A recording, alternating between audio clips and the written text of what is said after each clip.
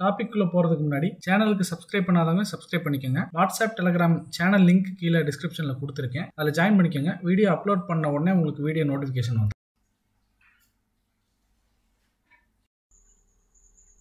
Distributor communication. இந்த distributor கம்யூனிகேஷன்னா என்னன்னு பார்த்தீங்கன்னா, ஒரு கம்ப்யூட்டர்லேருந்து இன்னொரு கம்ப்யூட்டர் ஆர் டிவைஸ்க்கு ஒரு இன்ஃபர்மேஷன் ஆர் மெசேஜை வந்து பாஸ் பண்ணுறோம். அப்படி பாஸ் பண்ணும்போது இந்த ரெண்டு கம்ப்யூட்டரும் இல்லை ரெண்டு டிவைஸும் ஒரே இடத்துலையோ இல்லை பக்கத்துலேயோ இருக்கணும்னு அவசியம் இல்லை, வெவ்வேறு இடங்களில் இருக்கலாம். பட் இதில் என்ன முக்கியமான விஷயம்னு பார்த்தீங்கன்னா, இந்த சோர்ஸ் கம்ப்யூட்டர்லேருந்து டார்கெட் கம்ப்யூட்டருக்கு வந்து நம்ம மெசேஜ் அனுப்பும்போது டைரெக்டாக இங்கேருந்து வேறு எந்த டிவைஸையும் கடக்காமலாம் போக முடியாது.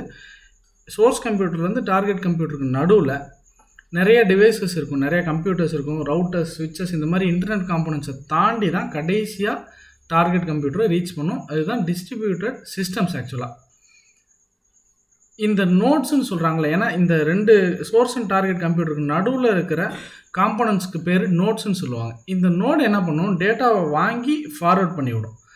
இந்த நோடோடைய முக்கியமான வேலை என்னென்னு பார்த்தீங்கன்னா, இந்த நெட்வொர்க்கில் பார்த்தீங்கன்னா ஒரே பாத்துன்னு இருக்காது. சோர்ஸ் கம்ப்யூட்டர்லேருந்து டார்கெட் கம்ப்யூட்டருக்கு வந்து 2-3 பாத்து இல்லை மல்டிபிள் பாத்து இருக்கும். எந்த பாத்து வழியாக சோர்ஸ் கம்ப்யூட்டர்லேருந்து டார்கெட் கம்ப்யூட்டருக்கு போகணுன்னு அந்தந்த நோடு டிசைட் பண்ணி அங்கேருந்து எங்கே ஃபார்வர்ட் பண்ணணுமோ அங்கே ஃபார்வர்ட் பண்ணணும். அதான் டெசிஷன் மேக்கர்ஸ்ன்னு சொல்கிறாங்க.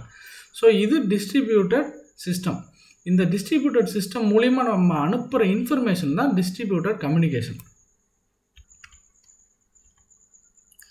இப்போ ஒரு எக்ஸாம்பிளுக்கு பார்த்தீங்கன்னா, நம்ம மொபைலில் ஓடிடி பிளாட்ஃபார்ம்ஸ் ஏதாவது இருக்கும், அதில் நம்ம வீடியோ பார்க்கணும்னு வச்சுக்கோங்களேன்.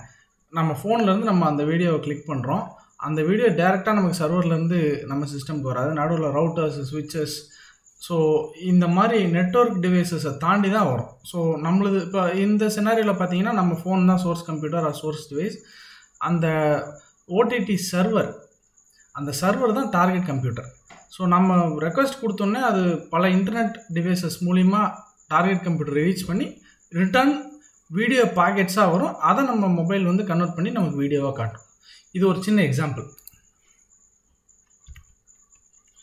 இந்த டிஸ்ட்ரிபியூட்டர் கம்யூனிகேஷன் எப்படி நடக்குது அப்படின்னு பார்த்தீங்கன்னா, 2 வெவ்வேறு வகையாக நடக்குது. ஒன்று வந்து மெசேஜ் பாசிங்.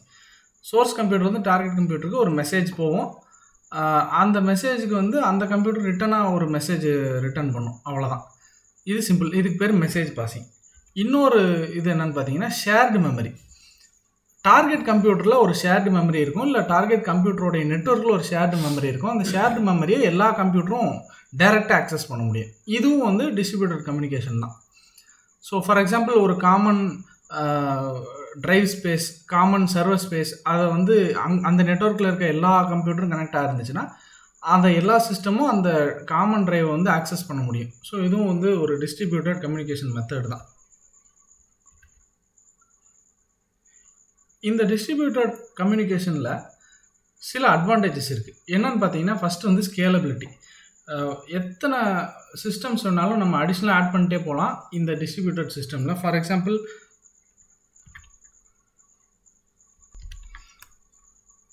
இப்போ ஒரு சின்ன எக்ஸாம்பிளுக்கு சொல்கிறேன். ஒரு 20 சிஸ்டம் இருக்குது அப்படின்னா, இன்னொரு 5 சிஸ்டம் ஆட் பண்ணோம்னா எந்த பர்ஃபார்மன்ஸும் பாதிக்காத அளவுக்கு நம்மளால் ஒரு சிஸ்டம் ஆட் பண்ண முடியும். ஆட் பண்ணி நம்மளுடைய சிஸ்டமை ஸ்கேலபிலிட்டியை இன்க்ரீஸ் பண்ண முடியும். ரெண்டாவது பாயிண்ட் பார்த்தீங்கன்னா, ஃபால்ட் டாலரன்ஸ். இப்போ இந்த நெட்வொர்க்கில் பார்த்தீங்கன்னா, ஒரு மெசேஜ் சென்ட் பண்ணுறோம், இன்பிட்வீன் ஒரு நோடில் இருந்து 2-3 பாத் இருக்குது. அதில் ஏதாவது நடுவில் ஒரு பாத் ஃபெயிலியர் ஆச்சுனாலுமே அடுத்த பாத்தில் வந்து நம்ம டேட்டா சென்ட் பண்ணி டார்கெட் கம்ப்யூட்டருக்கு ரிசீவ் பண்ண முடியும். ஸோ இந்த மாதிரி ஃபால்ட் டாலரன்ஸ் ஆப்ஷன் வந்து நமக்கு ஒரு அட்வான்டேஜ். அடுத்தது, இது எல்லாமே ரிசோர்ஸ் ஷேரிங் தான். ஸோ டிஸ்ட்ரிபியூட்டட் சிஸ்டமில் நம்மளோட கம்ப்யூட்டர்ஸ் எல்லாத்தையும் கனெக்ட் பண்ணிட்டோம்னா இந்த கம்ப்யூட்டர் எல்லாமே காமன் ரிசோர்ஸை ஷேர் பண்ணலாம். பிரிண்டரு, ஃபைல் சர்வரு, இது எல்லாமே காமன் ரிசோர்ஸ் தான். அது எல்லாத்தையும் ஷேர் பண்ண முடியும். ஆனால் இந்த டிஸ்ட்ரிபியூட்டட் சிஸ்டமில் பார்த்தீங்கன்னா சில டிஸ்அட்வான்டேஜும் இருக்குது. ஃபஸ்ட் பாயிண்ட் பார்த்தீங்கன்னா லேட்டன்சி. லேட்டன்சின்னு ஒன்றும் இல்லை, லேட் ஆகுது, அவ்வளோதான். ஒரு மெசேஜ் வந்து சோர்ஸ் கம்ப்யூட்டர்லேருந்து டார்கெட் கம்ப்யூட்டருக்கு அனுப்பும்போது நடுவில் நம்ம சொன்ன மாதிரி நிறைய இன்டர்நெட் காம்போனன்ட்ஸை தாண்டி போகணும். அது எஸ்பெஷலி ரொம்ப லாங் டிஸ்டன்ஸாக இருந்துச்சுன்னா நமக்கு அந்த நெட்வொர்க் லேட்டன்சின்னு சொல்லுவாங்க. அந்த சென்ட் பண்ணி ரிசீவ் ஆகிற டைம் லேட் ஆகலாம்.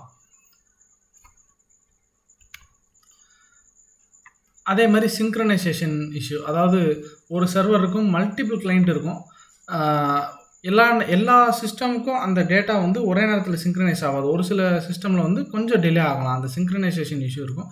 அதுக்கப்புறம் டேட்டா வந்து ஒரு லாங் டிஸ்டன்ஸில் நிறைய டிவைஸை தாண்டி வர்றதுனால இந்த டேட்டா வந்து கொஞ்சம் செக்யூரிட்டி ரிஸ்க் இருக்க வாய்ப்பு இருக்குது. அதுக்கு எக்ஸ்ட்ரா ப்ரொடக்ஷன், ஃபயர்வால் அது இதுன்னு நிறையா வந்து அந்த சிஸ்டமை மெயின்டைன் பண்ணுறவங்க, அந்த நெட்வொர்க்கை மெயின்டைன் பண்ணுறவங்க அதை யூஸ் பண்ணி தான் ஆகணும். ஸோ டிஸ்ட்ரிபியூட்டட் சிஸ்டம்ஸ்னு கேட்டாங்கன்னா எப்படி ஒரு கொஸ்டின் ஒரு ஆன்சர் ஃப்ரேம் பண்ணலான்னா, இது ஜஸ்ட் அந்த 2 லைனில் டிஸ்ட்ரிபியூட்டட் சிஸ்டம்னா என்னன்னு எழுதிட்டு அந்த டிஸ்ட்ரிபியூட்டட் சிஸ்டமில் எப்படி டேட்டா ட்ரான்ஸ்ஃபர் ஆகுதுன்னு எழுதிட்டு இந்த எக்ஸாம்பிள் போட்டுக்கலாம். இந்த சின்ன டயக்ராம். அதுக்கப்புறம் 2 வகையான கம்யூனிகேஷன் இருக்குது. ஒன்று மெசேஜ் பாசிங், இன்னொன்று ஷேர்டு மெமரி. 2 இது. அதுக்கப்புறம் இதோட அட்வான்டேஜ் 3 பாயிண்ட்டு, டிஸ்அட்வான்டேஜ் 3 பாயிண்ட். அவ்வளோதான். அடுத்த topic synchronous and asynchronous execution. So distributed சிஸ்டம்ஸில் இந்த கம்யூனிகேஷன் எப்படி ஒவ்வொரு டிவைஸாக கிராஸ் பண்ணி டார்கெட் ரீச் ஆகுங்கிறத பற்றி நம்ம பேசியிருந்தோம். இந்த இன்ஃபர்மேஷன் பாஸ் ஆகிற மெத்தட் பார்த்திங்கன்னா 2 வகை. ஒன்று வந்து சிங்க்ரனஸ், இன்னொன்று அசிங்க்ரனஸ். இந்த சிங்க்ரனஸ் அசிங்க்ரனஸை பற்றி பேசுறதுக்கு முன்னாடி ஒரு சின்ன எக்ஸாம்பிள் சொல்லி, ரியல் டைம் எக்ஸாம்பிள் சொல்லி ஆரம்பிக்கலாம்.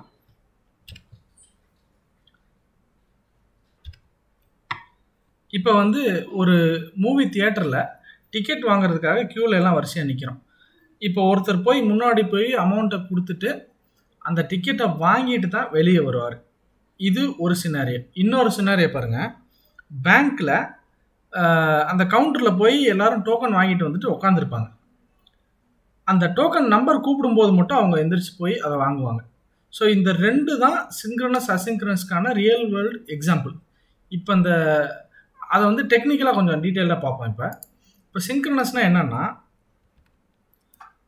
ஃபார் எக்ஸாம்பிள் ஒரு காலர் இல்லை ஒரு கிளைண்ட் வந்து சர்வருக்கு வந்து ரெக்வஸ்ட் அனுப்பிடுச்சு அப்படின்னா, அந்த சர்வர் ரெஸ்பான்ஸ் ரிட்டர்ன் பண்ணுற வரைக்கும் அது வெயிட் பண்ணும். அடுத்த ப்ராசஸை இல்லை அடுத்த ரெக்வஸ்ட்டை ஸ்டார்ட் பண்ணாது. எப்பயுமே இந்த சர்வரோடைய ரெஸ்பான்ஸ்க்காக வெயிட் பண்ணி அந்த சிங்க்ரனைஸ்டு ஸ்டேட்லேயே இருக்கும். அதுதான் சிங்க்ரனஸ் எக்ஸிக்யூஷன். ஸோ இந்த டயக்ராம் பார்த்தீங்கன்னா, இந்த கிளைண்ட் வந்து ஒரு ரெக்வஸ்ட்டை சென்ட் பண்ணிருச்சு. அடுத்த ரெக்வஸ்ட்லாம் க்யூவில் வெயிட் பண்ணிட்டுருக்கு. இந்த ரெக்வஸ்ட்டோட ரெஸ்பான்ஸ் வர்ற வரைக்கும் இது வெயிட் பண்ணிக்கிட்டே இருக்கும். அடுத்த ரெக்வஸ்ட்டை எடுக்காது. ஸோ இது சிங்க்ரனஸ் எக்ஸிக்யூஷன். ஸோ அதை வந்து ஜஸ்ட் எக்ஸ்பிளனேஷனாக இதில் கொடுத்துருக்கோம். ஒரு கிளைண்ட் வந்து ரெக்வஸ்ட் அனுப்புது, வெயிட்டிங் ஸ்டேட்டில் வெயிட் பண்ணுது, சர்வர் ரெஸ்பான்ஸ் பண்ணுற வரைக்கும். ரெஸ்பான்ஸ் வந்ததுக்கப்புறம் அடுத்த ஆப்ரேஷனை ஸ்டார்ட் பண்ணுது. இதுதான் சிங்க்ரனஸ். இதை வந்து ஒரு ரியல் வேர்ல்டு எக்ஸாம்பிளாக பார்த்தீங்கன்னா, ரிமோட் ஏபிஐன்னு டெக்னிக்கலாக ஒரு கான்செப்ட் இருக்குது. அந்த ஏபிஐ வந்து யூசர் வந்து ஃபார் எக்ஸாம்பிள் ஒரு ஃபார்ம் சப்மிட் பண்ணுறாங்க. அந்த ப்ராசஸ் முடிஞ்சு ரெஸ்பான்ஸ் வர வரைக்கும் வெயிட் பண்ணிவிட்டு அதுக்கப்புறம் அடுத்த ரெக்வஸ்ட்டை ப்ராசஸ் பண்ணும். இவ்வளோ தான் சிங்க்ரனஸ். இப்போ அடுத்த சினாரியோ அசிங்க்ரனஸ். அசிங்க்ரனஸ்னால் என்னென்னா, இப்போ வந்து ஒரு கிளைண்ட் வந்து சர்வருக்கு ரெக்வஸ்ட் அனுப்புது. ரெஸ்பான்ஸ் வருதா இல்லையான்லாம் பார்க்காம அடுத்த ரெக்வஸ்ட் எடுத்து அனுப்ப ஆரம்பிச்சிடும் கண்டினியூஸாக. அப்போ ரெஸ்பான்ஸ் எப்போ வரும் அப்படின்னு பார்த்தீங்கன்னா, கால் பேக் அப்படின்னு சொல்லி ஒரு கான்செப்ட் இருக்குது. சர்வர்லேயே அதை இம்ப்ளிமெண்ட் பண்ணியிருப்பாங்க. சர்வர் வந்து என்ன பண்ணும், ஒரு ரெக்வஸ்ட்டை ரிசீவ் பண்ணி ப்ராசஸ் பண்ணிகிட்டு இருக்கோம். அதே சமயத்தில் அடுத்த ரெக்வஸ்ட்டை ரிசீவ் பண்ணி வச்சுக்கும்.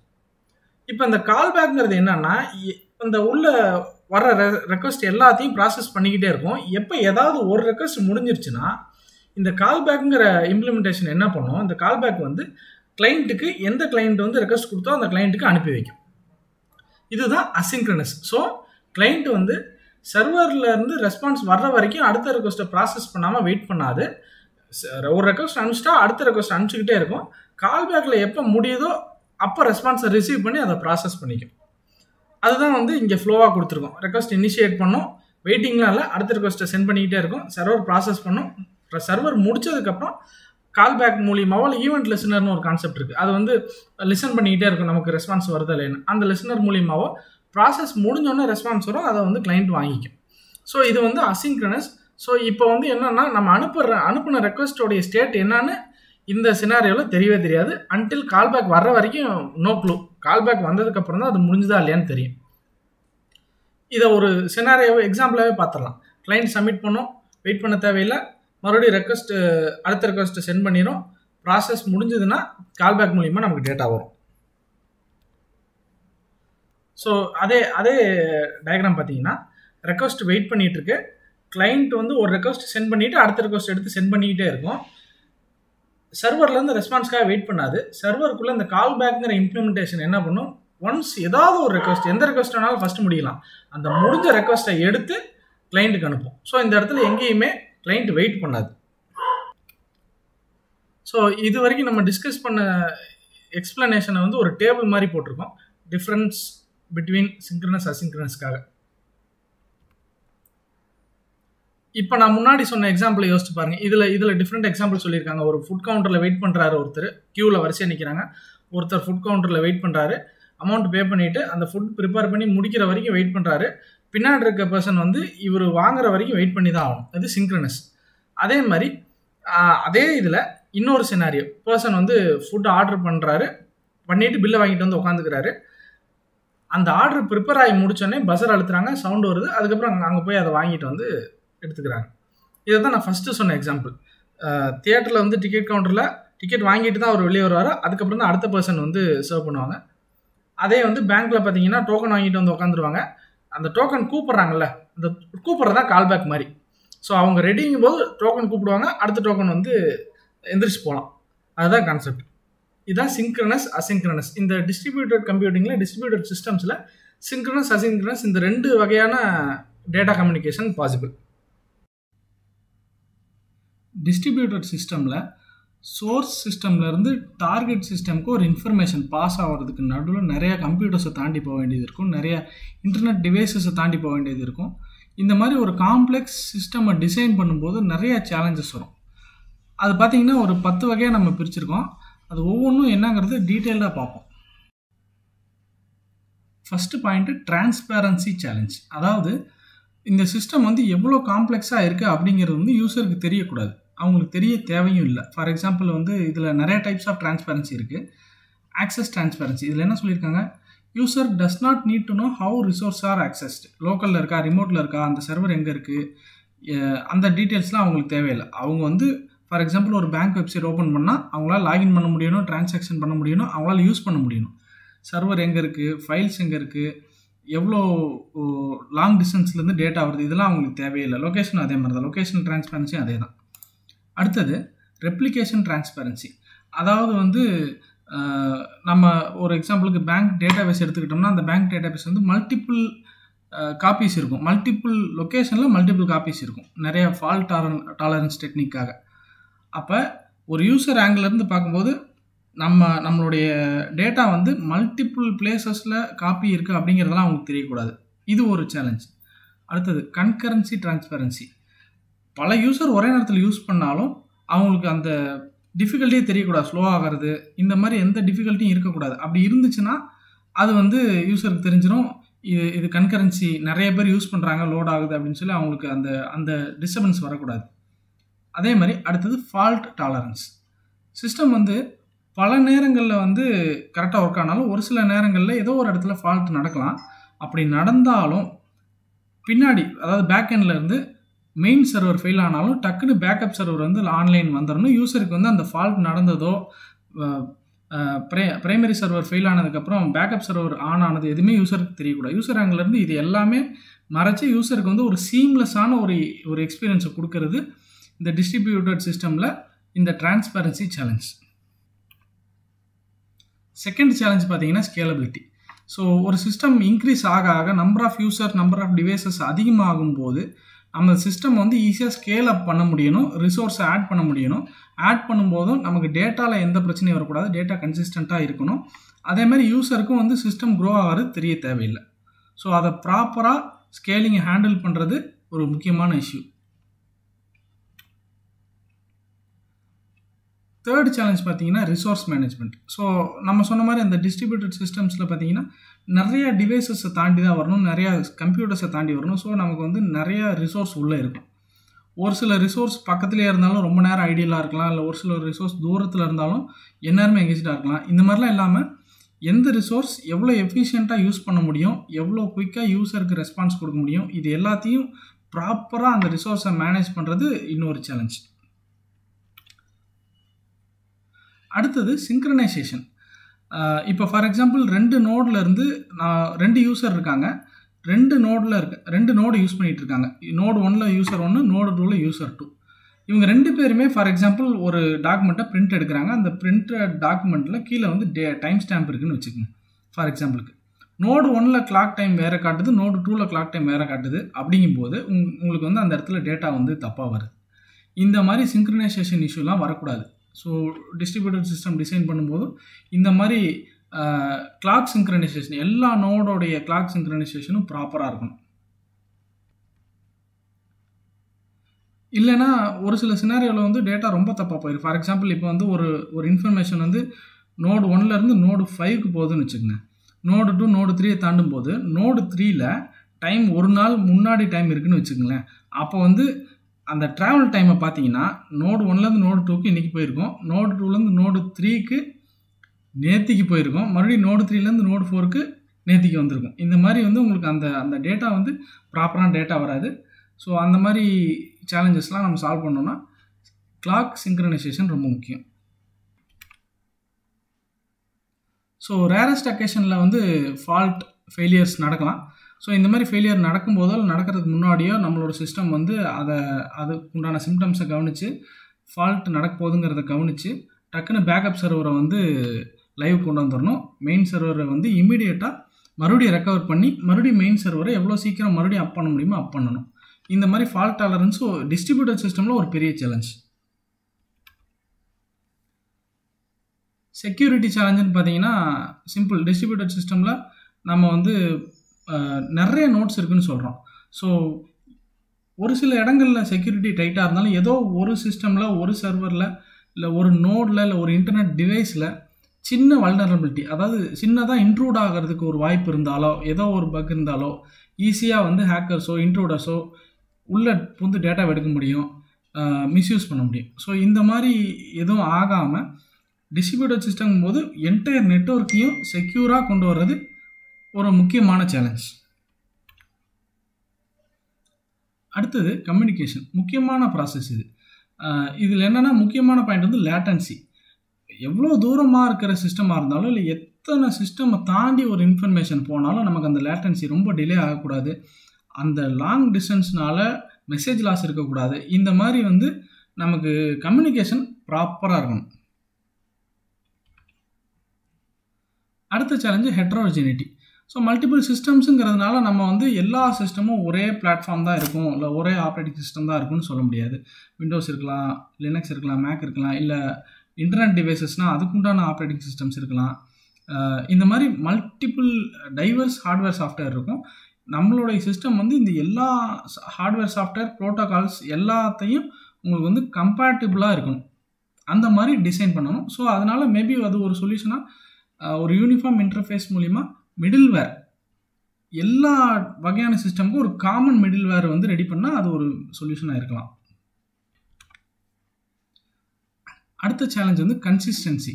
ஸோ ஒரு எக்ஸாம்பிளுக்கு சொன்னால், நம்ம ஒரு டேட்டா பேஸ் இருக்குது, அந்த டேட்டா பேஸ் மல்டிபிள் பிளேசஸில் இருக்குது அப்படின்னா ஒரு சில நேரங்களில் யூசர் 1 வந்து ஏதோ ஒன்று ஆக்சஸ் பண்ணும்போது நம்ம சிஸ்டமே டேட்டா பேஸ் 1 கான்டாக்ட் பண்ணி விடுது, அவங்களுக்கு ஒரு டேட்டா கிடைக்கிது.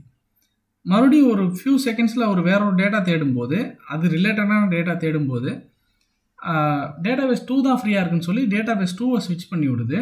ஆனால் டேட்டா பேஸ் 2 ஒன்றும் சிங்க்ரனைசேஷனாக இல்லை. அப்போ என்ன ஆகுது, நமக்கு வேறு டேட்டா கிடைக்குது. ஸோ ஒரே யூசர் லாகின் பண்ணிவிட்டு லாக் அவுட் பண்ணுறதுக்கு நடுவில் 2 டிஃப்ரெண்ட் ரெக்வஸ்ட்டில் 2 டிஃப்ரெண்ட் டேட்டா வரக்கூடாது. 2 டேட்டா பேஸில் எத்தனை டேட்டா பேஸ் இருந்தாலும், எத்தனை ரெப்ளிகேட்டட் டேட்டா பேஸ் இருந்தாலும் நமக்கு எல்லா டேட்டா பேஸ்லேயும் டேட்டா ஒரே கன்சிஸ்டண்ட்டாக இருக்கணும். ஸோ ஃபைனல் சேலஞ்ச் வந்து பர்ஃபார்மன்ஸ். இந்த பர்ஃபார்மன்ஸ் வந்து நம்ம ஆல்ரெடி பார்த்த ஒரு சில பாயிண்ட்டுடைய காம்பினேஷனாக தான் இருக்கும். கம்யூனிகேஷன் டிலே இருக்கக்கூடாது, அப்புறம் வந்து ரிசோர்ஸ் யூட்டிலைசேஷன் ப்ராப்பராக இருக்கணும், அதுக்கப்புறம் வந்து ஃபால்ட் டாலரன்ஸ், இந்த மாதிரி ஃபால்ட் டாலரன்ஸ் மெக்கானிசம்லாம் இருக்கணும். ஸோ இது எல்லாமே இந்த டிஸ்ட்ரிபியூட்டட் சிஸ்டமை வந்து டிசைன் பண்ணுறதுக்கு உண்டான சேலஞ்சஸ். யூனிட் 2ல் இந்த 4 டாபிக் பார்க்க போகிறோம். Message ordering paradigms, asynchronous execution with synchronous communication, Chandy-Lamport algorithm, அதுக்கப்புறம் synchronous program order on synchronous systems. Message ordering paradigms. First இந்த டிஸ்ட்ரிபியூட்டட் கம்ப்யூட்டிங் டேர்ம்ஸில் மெசேஜ் எந்த இடத்துல யூஸ் ஆகுது அப்படின்னு பார்த்தீங்கன்னா, இந்த டிஸ்ட்ரிபியூட்டட் கம்ப்யூட்டிங்கில் நிறைய ப்ராசஸ் கம்யூனிகேட் பண்ணி ஆகணும். அந்த கம்யூனிகேட் பண்ணும்போது மெசேஜஸ் மூலியமாக தான் கம்யூனிகேட் பண்ணும். ஸோ ஒவ்வொரு ப்ராசஸும் ஒரே சிஸ்டமில் இருக்கணும்னு அவசியம் இல்லை. பல சிஸ்டமில் பல லொக்கேஷனில் இருக்கலாம், பல நோட்ஸில் இருக்கலாம். ஸோ இது எல்லாமே மெசேஜ் பாசிங் மூலியமாக தான் டேட்டா ட்ரான்ஸ்ஃபர் பண்ணிக்கும். ஸோ இந்த ஸ்லைடில் இருக்கிறத ஷார்ட்டாக சொன்னால், ஒரு மெசேஜோடைய லைஃப் சைக்கிள் பார்த்தீங்கன்னா 2 ப்ராசஸ் கம்யூனிகேட் பண்ணுறதுக்கு முன்னாடி வந்து ஒரு கம்யூனிகேஷன் கனெக்ஷன் எஸ்டாப்ளிஷ் பண்ணும். எக்ஸ்சேஞ்ச், நான் மெசேஜ் அனுப்ப போகிறேன், ரெடி மெசேஜ் அனுப்பும். அப்புறம் மெசேஜஸ் அப்டேட் பண்ணிக்கும். இங்கேருந்து P1லேருந்து P2க்கு மெசேஜ் போகும், P2லேருந்து P1க்கு மெசேஜ் வரும். அதுக்கப்புறம் நிறைய மெசேஜஸ் போகும்போது எல்லாம் சிங்க்ரனைஸ்டாக இருக்கான்னு செக் பண்ணிக்கும். இது எல்லாம் முடிச்சதுக்கப்புறம் இதுக்கு நடுவில் எங்கேயாவது எரர் நடந்துச்சுன்னா அந்த எரரையும் ஹேண்டில் பண்ணும். இது வந்து ஜஸ்ட் மெசேஜ் கம்யூனிகேஷன், அவ்வளோதான். இப்போ இந்த மெசேஜஸ்லாம் எங்கெல்லாம் போகும் அப்படின்னு பார்த்தீங்கன்னா, எய்தர் P1லேருந்து P2, அதாவது ஒரு ப்ராசஸ்லேருந்து ஒரு ப்ராசஸ்க்கு போகலாம், இல்லை ஒரு மெயின் ப்ராசஸ்லேருந்து எல்லா ப்ராசஸ்க்கும் போகலாம், ப்ராட்காஸ்ட் மெசேஜ் மாதிரி.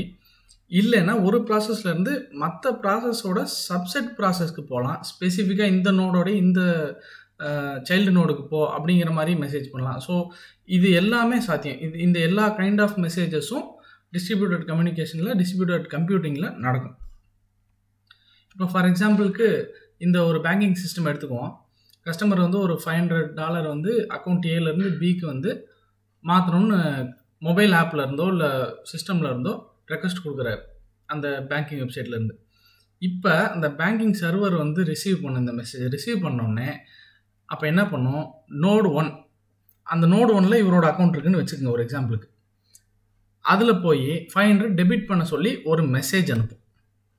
அப்புறம் இவர் எந்த அக்கௌண்ட்டுக்கு ரிசீவ் பண்ணுறாரோ அந்த அக்கௌண்ட் வந்து வேறு பேங்காக இருந்துச்சுன்னா அந்த நோடுக்கு, அந்த பேங்க்கில் இருக்க நோடுக்கு இது ஒரு மெசேஜ் பண்ணும்.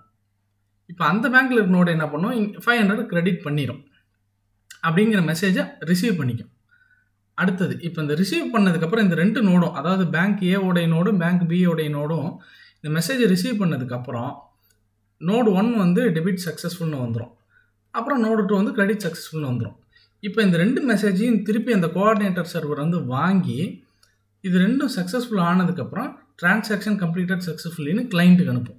ஸோ இதுதான் ஒரு மெசேஜோட கம்ப்ளீட் லைஃப் சைக்கிள் இந்த ஃப்ளோவில். இப்போ இந்த இடத்துல நிறைய மெசேஜஸ் போகிறத நம்மளே பார்க்குறோம். இந்த மெசேஜஸ் போகிற ஆர்டர் வந்து 3 வகையான ஆர்டர் இருக்குது. அந்த 3 வகையான ஆர்டர் தான் மெசேஜ் ஆர்டரிங் பேரடிகம்ஸ். ஸோ அதில் ஃபஸ்ட்டு வந்து பார்த்தீங்கன்னா first in first out. For example இதில் பாருங்கள், ப்ராசஸ் P1 வந்து M1 மெசேஜ் 1, மெசேஜ் 2, மெசேஜ் 3 3 மெசேஜை ப்ராசஸ் 2க்கு அனுப்புது. இந்த ஆர்டரில் அனுப்புதுன்னா இந்த ஃபஸ்ட் இன் ஃபஸ்ட் அவுட்டில் பார்த்தீங்கன்னா என்ன ஆர்டரில் சென்ட் பண்ணுதோ அதே ஆர்டரில் ப்ராசஸ் P2 ரிசீவ் பண்ணும். M1 தான் ஃபஸ்ட்டு ரிசீவ் ஆகும், மெசேஜ் 2 செகண்ட் ரிசீவ் ஆகும், மெசேஜ் 3 தேர்ட் ரிசீவ் ஆகும்.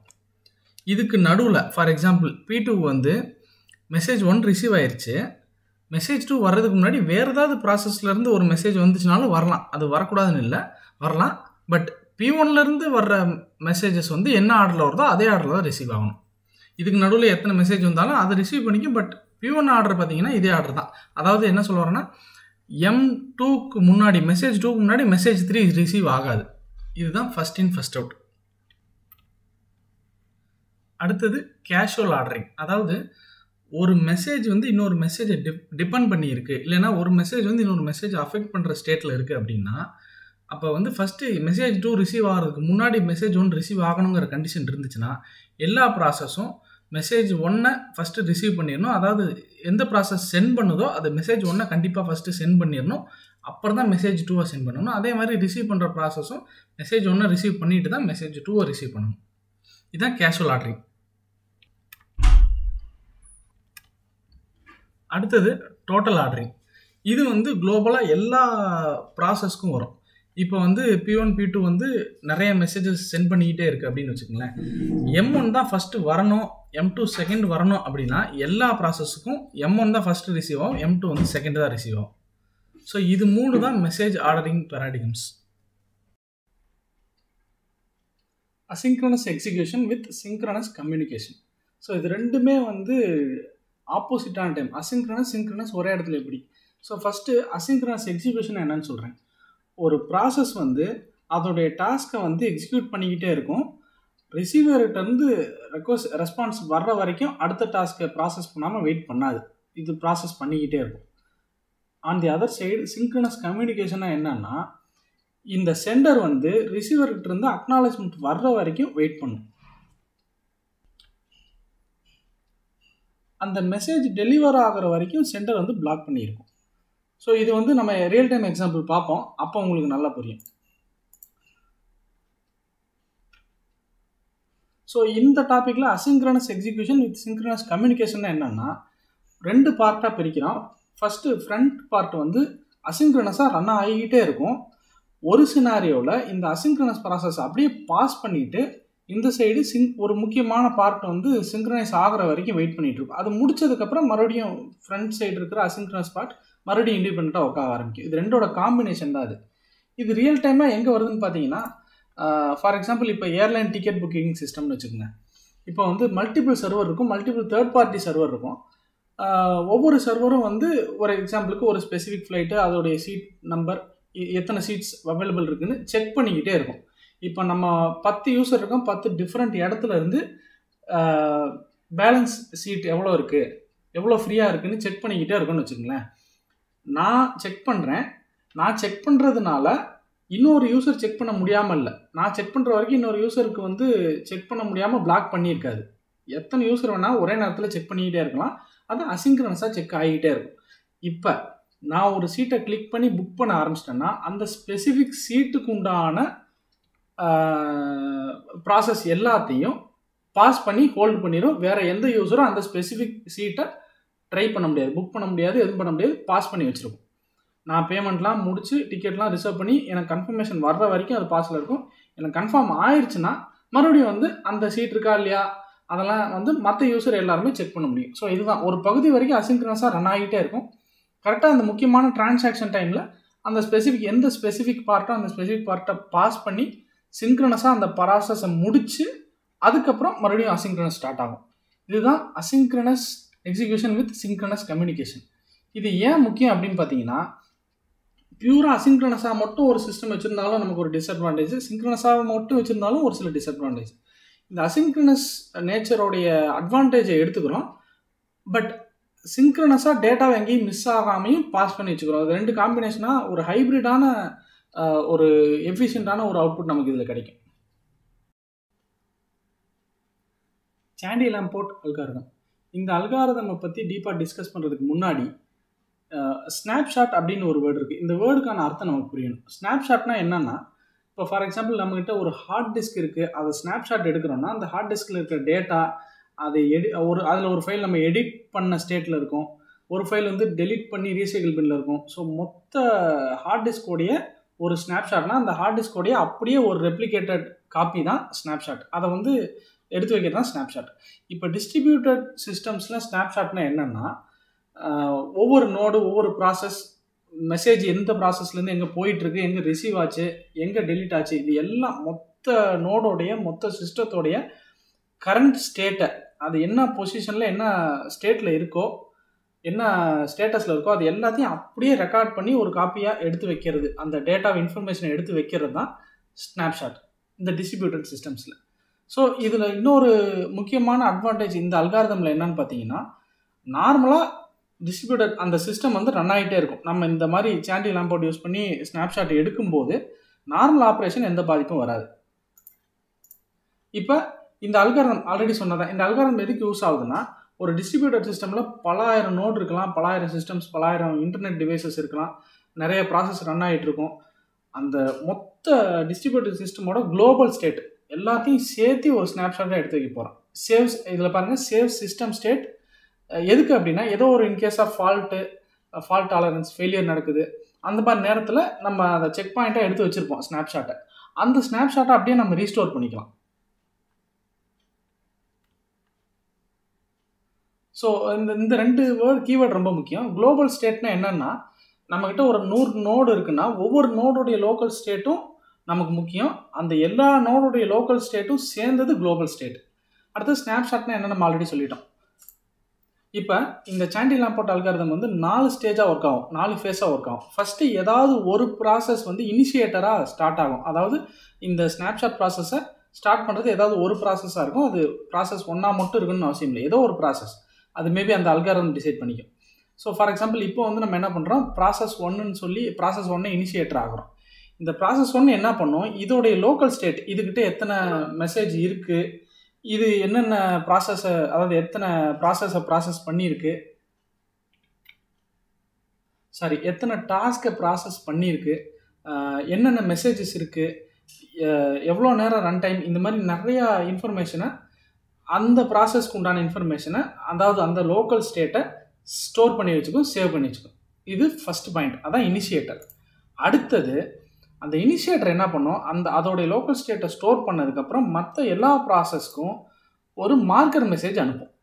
நான் என்னோடய ஸ்டேட்டை சேவ் பண்ணிட்டேன், நீங்கள் எல்லோரும் உங்களோட ஸ்டேட்டை சேவ் பண்ணுங்கன்னு சொல்லி எல்லா ப்ராசஸ்க்கும் ஒரு மெசேஜ் அனுப்பும். அது டேரெக்டாக இப்போ ஒரு ப்ராசஸ் வந்து 1000 ப்ராசஸ் இருக்குன்னா 1000 ப்ராசஸ்க்கும் டேரெக்டாக அனுப்பணும்னு கூட அவசியம் இல்லை. த்ரூ இன்னொரு ப்ராசஸ் மூலியமாகவும் அனுப்பலாம். P1லேருந்து P2, P2 to P3 போகலாம். பட் மார்க்கர் மெசேஜ் போயிடும். இப்போ மற்ற எல்லா ப்ராசஸும் மார்க்கர் மெசேஜை ரிசீவ் பண்ணிடும். ரிசீவ் பண்ணதுக்கு பிறகு ஒவ்வொரு ப்ராசஸும் அதோடைய லோக்கல் ஸ்டேட்டை ஒன்றொன்னா ஸ்டோர் பண்ண ஆரம்பிக்கும். ஃபுல்லாக ஸ்டோர் பண்ணி முடிச்சிடும். ஸோ லாஸ்ட் ஸ்டெப் அந்த மெசேஜ் ப்ரொபகேஷனை தான்.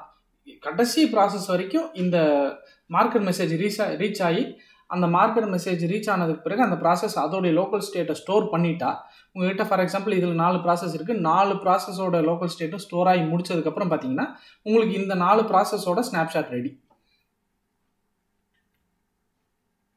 ஸோ இதுதான் சாண்டி-லாம்போர்ட் அல்காரிதத்தோட சிம்பிளஸ்ட் எக்ஸ்பிளனேஷன். இப்போ இந்த அல்காரிதம் ஏன் ரொம்ப முக்கியம்னு பார்த்தீங்கன்னா, நம்ம வந்து ஒரு என்டையர் டிஸ்ட்ரிபியூட்டட் சிஸ்டமில் ஏதாவது ஒரு நோடோடைய ஸ்னாப்ஷாட் இல்லை ஒரு நோடோடைய இன்ஃபர்மேஷனை மட்டும் ஸ்டோர் பண்ணோம்னா அது கன்சிஸ்டன்ட் கிடையாது. நம்ம மொத்த சிஸ்டமோடைய ஸ்னாப்ஷாட் கிடைக்கும்போது அது வந்து பின்னாடி வந்து ஒரு ஃபால்ட் நடக்கும்போது நம்ம அதை ரீஸ்டோர் பண்ணுறதுக்கு கன்சிஸ்டண்ட்டான டேட்டா நமக்கு கிடைக்கும். அடுத்தது நான் பிளாக்கிங். முக்கியமாக நம்ம வந்து இந்த ஸ்னாப்ஷாட் எடுக்கிறதுக்காக டிஸ்ட்ரிபியூட்டட் சிஸ்டம் அப்படியே ஸ்டாப் பண்ணணும்னு அவசியம் இல்லை, ஷட் டவுன் பண்ணணும்னு அவசியம் இல்லை. இது பாட்டுக்கு நார்மலாக பேக் எண்டில் ஸ்னாப்ஷாட் எடுத்துக்கிட்டு இருக்கோம். நம்ம பாட்டுக்கு ஃப்ரண்ட் எண்டில் அந்த சிஸ்டம் பாட்டுக்கு இயங்கிட்டே இருக்கும். So last point fault tolerance, already discuss பண்ண தான். ரோல் பேக் பண்ணும்போது நமக்கு தேவைப்படும், அவ்வளோதான். ஃபெயிலியர் அப்போ synchronous program order on synchronous system. So synchronous சிஸ்டம்ஸ்னால் என்ன அப்படின்னா, அந்த சிஸ்டம் வந்து ஒரு ஸ்ட்ரிக்டான டைம் லிமிட் ஃபாலோ பண்ணும். ஒரு ப்ராசஸ்க்கு வந்து இவ்வளோ டிஃபைன்டு டைம் அப்படின்னா அந்த டிஃபைன்டு டைமில் அது எக்ஸிக்யூட் ஆகணும். அதே மாதிரி டிஃபைன்டு ஆர்டரில் எக்ஸிக்யூட் ஆகணும். ஸோ அந்த டிஃபைன்டு ஆர்டரில் எக்ஸிக்யூட் ஆகிறதுக்கு பேர் சிங்க்ரனஸ் ப்ரோக்ராம் ஆர்டர். ஸோ டைமும் ஸ்ட்ரிக்டாக இருக்கும், ஆர்டரும் அதே ஆர்டர் டிஃபைன்டு ஆர்டரில் எக்ஸிக்யூட் ஆகணும். ஸோ இதில் வந்து சில கீ பாயிண்ட்ஸ் இல்லை கீ ஃபீச்சர்ஸ் இருக்குது. என்னென்னு பார்த்தீங்கன்னா, first fixed time pounds. So அப்போ ஃபிக்ஸ்டு டைம் பவுண்ட்ஸ் அப்படின்னு என்னென்னா, மெசேஜ் சென்ட் ஆகிறது, ரிசீவ் ஆகிறது, ப்ராசஸ் ஆகுது எல்லாமே டிஃபைன்ட் டைமில் முடிக்கும். அப்படிங்கிறதுனால நமக்கு வந்து எப்போ முடியும், இந்த எல்லா டீட்டெயிலும் அந்த நோட்ஸுக்கு தெரியும். ஸோ ஒரு டைம் கேரண்டி ஒன்று இருக்கும் ஃபிக்ஸ்டு டைம் பவுண்ட்ஸில். அதே மாதிரி குளோபல் கிளாக் சிங்க்ரனைசேஷன், அதாவது எல்லா நோட்லேயும் பார்த்தீங்கன்னா அந்த டைமிங் வந்து டைம் ஸ்டாம்ப் வந்து ஒரே டைம் ஸ்டாம்ப் இருக்கும். இந்த நோடில் ஒரு டைம், அந்த நோடில் கொஞ்சம் டைம் தள்ளி 5 நிமிஷம் முன்னாடி 10 நிமிஷம் முன்னாடி அப்படிலாம் எதுவுமே இருக்காது. எல்லா நோடும் எக்ஸாக்ட் டைமில் சிங்க்ரனைஸ் ஆகிருக்கும். ஸோ எந்த நோடில் எப்போ ப்ராசஸ் முடியுதோ அந்த இன்ஃபர்மேஷன் வந்து யார் படித்தாலும் கரெக்டாக அக்யூரேட்டாக இருக்கும். அதுதான் குளோபல் கிளாக். அடுத்தது ப்ரோக்ராம் ஆர்டர். ஸோ மெசேஜ் வந்து என்ன ஆர்டரில் வந்து ப்ரோக்ராம் லாஜிக்கில் எழுதியிருக்காங்களோ அதே ஆர்டரில் எக்ஸிக்யூட் ஆகும், சென்ட் ஆகும், ரிசீவ் ஆகும், எந்த டிலேவும் இருக்காது. ஸோ இந்த சிங்க்ரனஸ் ப்ரோக்ராம் ஆர்டரை ஒரு எக்ஸாம்பிளாக பார்த்துருவோம். சிங்க்ரனஸ் ப்ரோக்ராம் ஆர்டருங்கிறது வந்து ஒன்றும் இல்லை, டைரெக்டாக சொன்னால் சீக்வன்ஷியல் ஆர்டர். என்ன ஆர்டரில் நம்ம சென்ட் பண்ணுறோமோ அதே ஆர்டரில் ரிசீவ் ஆகும். ஃபார் எக்ஸாம்பிள் வந்து ப்ராசஸ் ஏ வந்து ப்ராசஸ் பிக்கு ஒரு மெசேஜ் அனுப்புது. ப்ராசஸ் பி அதை ரிசீவ் பண்ணுது. அதை ரிசீவ் பண்ணி ப்ராசஸிங் பண்ணுது, எல்லாமே பண்ணி முடிச்சுட்டு ப்ராசஸ் ஏக்கு மறுபடியும் அக்னாலேஜ்மெண்ட் பண்ணுது, இந்த ப்ராசஸ்லாம் முடிஞ்சிருச்சுன்னு. அது வரைக்கும் ப்ராசஸ் ஏ என்ன பண்ணோம், அடுத்த டாஸ்க் எடுக்காமல் வெயிட் பண்ணிகிட்டு இருக்கும். இது ஒரு இமேஜில் பார்த்துடலாம். ஃபார் எக்ஸாம்பிள் வந்து க்யூவில் வந்து ஒரு 3 டாஸ்க் இருக்குது. ப்ராசஸ் 1 வந்து ஒரு மெசேஜ் அனுப்புது ப்ராசஸ் 2க்கு. ப்ராசஸ் 2 இன்னும் ரெஸ்பான்ஸ் பண்ணல. ரெஸ்பான்ஸ் பண்ணலைங்கிறதுனால ப்ராசஸ் 1 வெயிட் பண்ணிக்கிட்டே இருக்கும், அடுத்த டாஸ்க் எடுக்காது. ஸோ ப்ராசஸ் 1 மெசேஜ் பண்ணுது, ப்ராசஸ் 2 ப்ராசஸிங் முடிச்சதுக்கப்புறம் ரெஸ்பான்ஸ் சென்ட் பண்ணதுக்கு பிறகு அடுத்த டாஸ்க் எடுக்கும். இதுதான் வந்து சிங்க்ரனஸ் ப்ரோக்ராம் ஆர்டர், அந்த ப்ரோக்ராமை வந்து ப்ராசஸ் பண்ணுற ஆர்டர். ஸோ இதில் என்னென்ன அட்வான்டேஜ் இருக்குதுன்னு பார்த்தீங்கன்னா, என்ன ஆர்டரில் ஈவெண்ட் எக்ஸிக்யூட் ஆகுங்கிறத வந்து நம்மளால் ப்ரெடிக்ட் பண்ண முடியும், நம்ம ஈஸியாக அதை கால்குலேட் பண்ணிடலாம். அதே மாதிரி இது கரெக்டாக defined order, defined time limit அப்படிங்கிறதுனால, சிங்க்ரனைஸ்டாக இருக்கிறதுனால எந்த இடத்துலையும் மெசேஜ் லாஸோ இல்லை மிஸ்கம்யூனிகேஷனோ இருக்காது, கிளாக்கும் சிங்க்ரனைஸ் ஆகிறதுனால. ஸோ இந்த சிஸ்டம்லேயும் ஒரு சில சேலஞ்சஸ் இருக்குது. ஸ்கேலபிலிட்டிங்கிறது வந்து ரொம்ப சேலஞ்சிங்கான மேட்ரு. ஏன்னா கிளாக் வரைக்கும் எல்லாம் சிங்க்ரனைஸ் ஆகிருக்கணும், ப்ராசஸை டிஃபைன் பண்ணணும், டாஸ்க்கு டிஃபைன் பண்ணணும், இந்த டாஸ்கோட ரன் டைம் டிஃபைன் பண்ணணும். இது எல்லாத்தையும் டிஃபைன் பண்ணணுங்கிறதுனால இப்போ ஒரு குறிப்பிட்ட நம்பர் ஆஃப் டிவைசஸ் ஆட் பண்ணணுனால அந்த டிவைஸ்க்குன்னு ஒரு பேராமீட்டர் ஃபிக்ஸ் பண்ணணும், அந்த டிவைஸ்க்குன்னு ஒரு டைம் லிமிட் ஃபிக்ஸ் பண்ணணும், அந்த டிவைஸ்க்குன்னு ரெஸ்பான்ஸ் டைம் ஃபிக்ஸ் பண்ணணும். இது எல்லாமே நடக்கணும். அடுத்தது ஃபெயிலியர் சென்சிட்டிவிட்டிங்கிறது இன்னொரு சேலஞ்ச். ஏதாவது ஒரு இடத்துல ஃபெயிலியர்னா அதை ஃபிக்ஸ் பண்ணி அதை மறுபடியும் இது பண்ணுறதுக்கு அந்த என்டையர் சிஸ்டமும் வந்து ஹால்ட் பண்ணி ஆகும். ஸோ இந்த மாதிரி ஒரு சில சேலஞ்சஸும் இந்த சிஸ்டமில் இருக்குது. Ricart Agrawala's algorithm.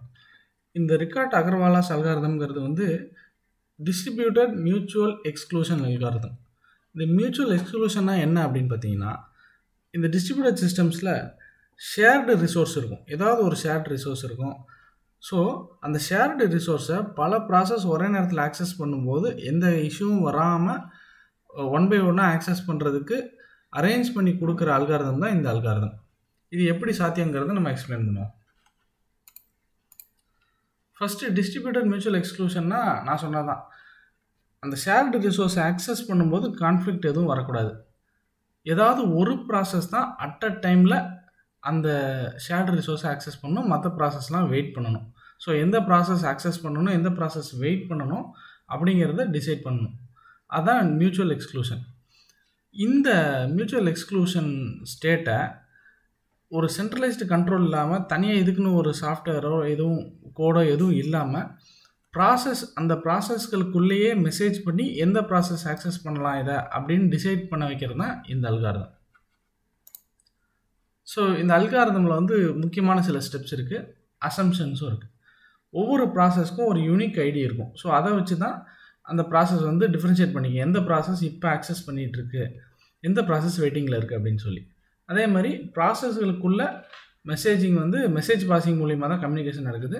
அதே மாதிரி எல்லா ப்ராசஸும் கரெக்டாக கிளாக் சிங்க்ரனைஸ் ஆகிருக்கு. அதை வச்சு தான் கிளாக் சிங்க்ரனைஸ் ஆகிருந்தால் தான் எந்த ப்ராசஸ் ஃபஸ்ட்டு ரெக்வஸ்ட் பண்ணிச்சு, எது செகண்ட் ரெக்வஸ்ட் பண்ணிச்சுங்கிறது நம்மளால் கண்டுபிடிக்க முடியும். இப்போ வந்து அல்காரிதம் ஒர்க் ஃப்ளோவோட ஃபஸ்ட்டு ஃபேஸ். இப்போ நம்ம எக்ஸாம்பிளுக்கு எடுத்துக்குவோம், 4 ப்ராசஸ் இருக்குது. இப்போ ப்ராசஸ் 1 வந்து இந்த கிரிட்டிக்கல் செக்ஷனில் இருக்க ஷேர்டு ரிசோர்ஸை ஆக்சஸ் பண்ணணுன்னா டைரெக்டாக ஆக்சஸ் பண்ணாது. ஃபஸ்ட்டு என்ன பண்ணணும், எல்லா ப்ராசஸ்க்கும் ஒரு மெசேஜ் பண்ணும், நான் வந்து இந்த கிரிட்டிக்கல் செக்ஷன் ஆக்சஸ் பண்ணணும் அப்படின்னு. அந்த மெசேஜை மட்டும் பண்ணாது, அந்த மெசேஜ் கூட 2 டேட்டா வச்சு அனுப்போம். அந்த டேட்டா என்னென்னா ப்ராசஸ் ஐடி, அதாவது அதோடைய ஐடி, இந்த ப்ராசஸோட ஐடி, இந்த ப்ராசஸ் ஐடி கொண்ட ப்ராசஸ் இந்த கிரிட்டிக்கல் செக்ஷனை ஆக்சஸ் பண்ண போகிறேன், அலாங் வித் டைம் ஸ்டாம்ப். நான் எப்போ ரெக்வஸ்ட் பண்ணுறேங்கிற டைம் கரெக்டாக, இப்போ நான் ரெக்வஸ்ட் பண்ணுறேன்னா இப்போ இருக்க டைம் சேர்த்து அனுப்பும் 3 ப்ராசஸ்க்கும். இது ஃபஸ்ட்டு ஃபேஸ், ரெக்வஸ்ட் ஃபேஸ். அடுத்த ஃபேஸ் என்னன்னு பார்த்தீங்கன்னா ரெஸ்பான்ஸ் ஃபேஸ். அதாவது ப்ராசஸ் மித்த 3 ப்ராசஸும் ப்ராசஸ் 1உடைய ரெக்வஸ்ட்டை ரிசீவ் பண்ணிடுச்சு. இப்போ 3 கேஸ் இருக்குது. இந்த 3 கேஸையும் நான் டயக்ராமோட உங்களுக்கு நான் எக்ஸ்பிளைன் பண்ணுறேன். ஃபார் எக்ஸாம்பிள், இப்போ வந்து ப்ராசஸ் 3 வந்து இப்போ ப்ராசஸ் 3க்கு கிரிட்டிக்கல் செக்ஷன் தேவையில்லை, ப்ராசஸ் 4க்கு கிரிட்டிக்கல் செக்ஷன் தேவை. அதுவும் என்ன பண்ணுது, மிச்சம் எல்லா ப்ராசஸ்க்கும் மெசேஜ் பண்ணிவிட்டு வெயிட் பண்ணிகிட்டு இருக்கு. ப்ராசஸ் 2 ஆல்ரெடி கிரிட்டிக்கல் செக்ஷனை ஆக்சஸ் பண்ணிகிட்டு இருக்கு. இப்போ இந்த சினாரியோவில் ப்ராசஸ் 1க்கு என்ன ரிப்ளைஸ் வரும் அப்படின்னு சொல்கிறேன் பாருங்கள். ப்ராசஸ் 3 வந்து என்ன பண்ணும், அதுக்கு கிரிட்டிக்கல் செக்ஷன் தேவையில்லை, ஸோ ஓகேன்னு சொல்லி ரிப்ளை பண்ணிடும். ஸோ ஃபஸ்ட்டு இந்த ப்ராசஸோடைய ரூட் கிளியர். அடுத்தது ப்ராசஸ் 2 என்ன பண்ணும், கிரிட்டிக்கல் செக்ஷனில் ஒர்க் பண்ணிகிட்டு இருக்கிறதுனால அந்த ஒர்க்கை முடிச்சுட்டு அப்புறம் ப்ராசஸ் 1க்கு ஓகேன்னு ரிப்ளை பண்ணிடும். ப்ராசஸ் 4 பாருங்க, அது வந்து முக்கியமான கான்செப்ட். இப்போ தான் ப்ராசஸ் 4 வந்து வெயிட் பண்ணிட்டு இருக்கு கிரிட்டிக்கல் செக்ஷன் ஆக்சஸ் பண்ண.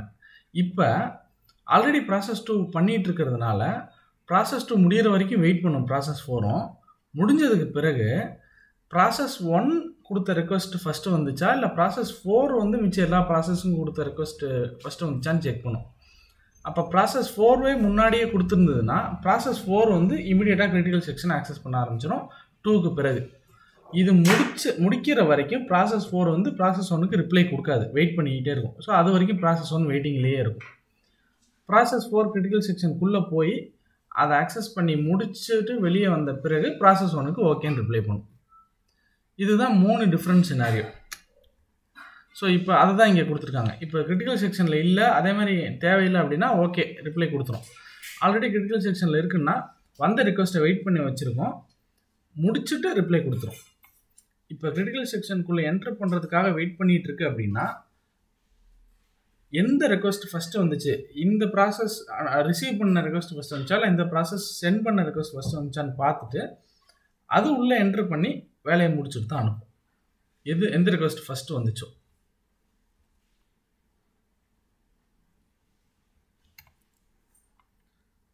So third face critical section, அதையுமே கம்ப்ளீட்டாக நான் இந்த டயக்ராமில் எக்ஸ்பிளைன் பண்ணிட்டேன். பட் ஸ்டில் கிரிட்டிக்கல் செக்ஷனுக்குள்ளே ஒரு ப்ராசஸ் எப்போ என்ட்ரு ஆகும்னா, ப்ராசஸ் 1 பொறுத்த வரைக்கும் சொன்னால் 3 ப்ராசஸ் கிட்ட இருந்தும் ரிப்ளை வந்த பிறகு, ஓகேன்னு ரிப்ளை வந்த பிறகு தான் உள்ளே என்ட்ரு ஆகும். அது வரைக்கும் கிரிட்டிக்கல் செக்ஷனுக்குள்ளே என்ட்ரு ஆகாது. ஸோ அப்படி பார்த்தீங்கன்னா இந்த சினாரியோவில் பார்த்தீங்கன்னா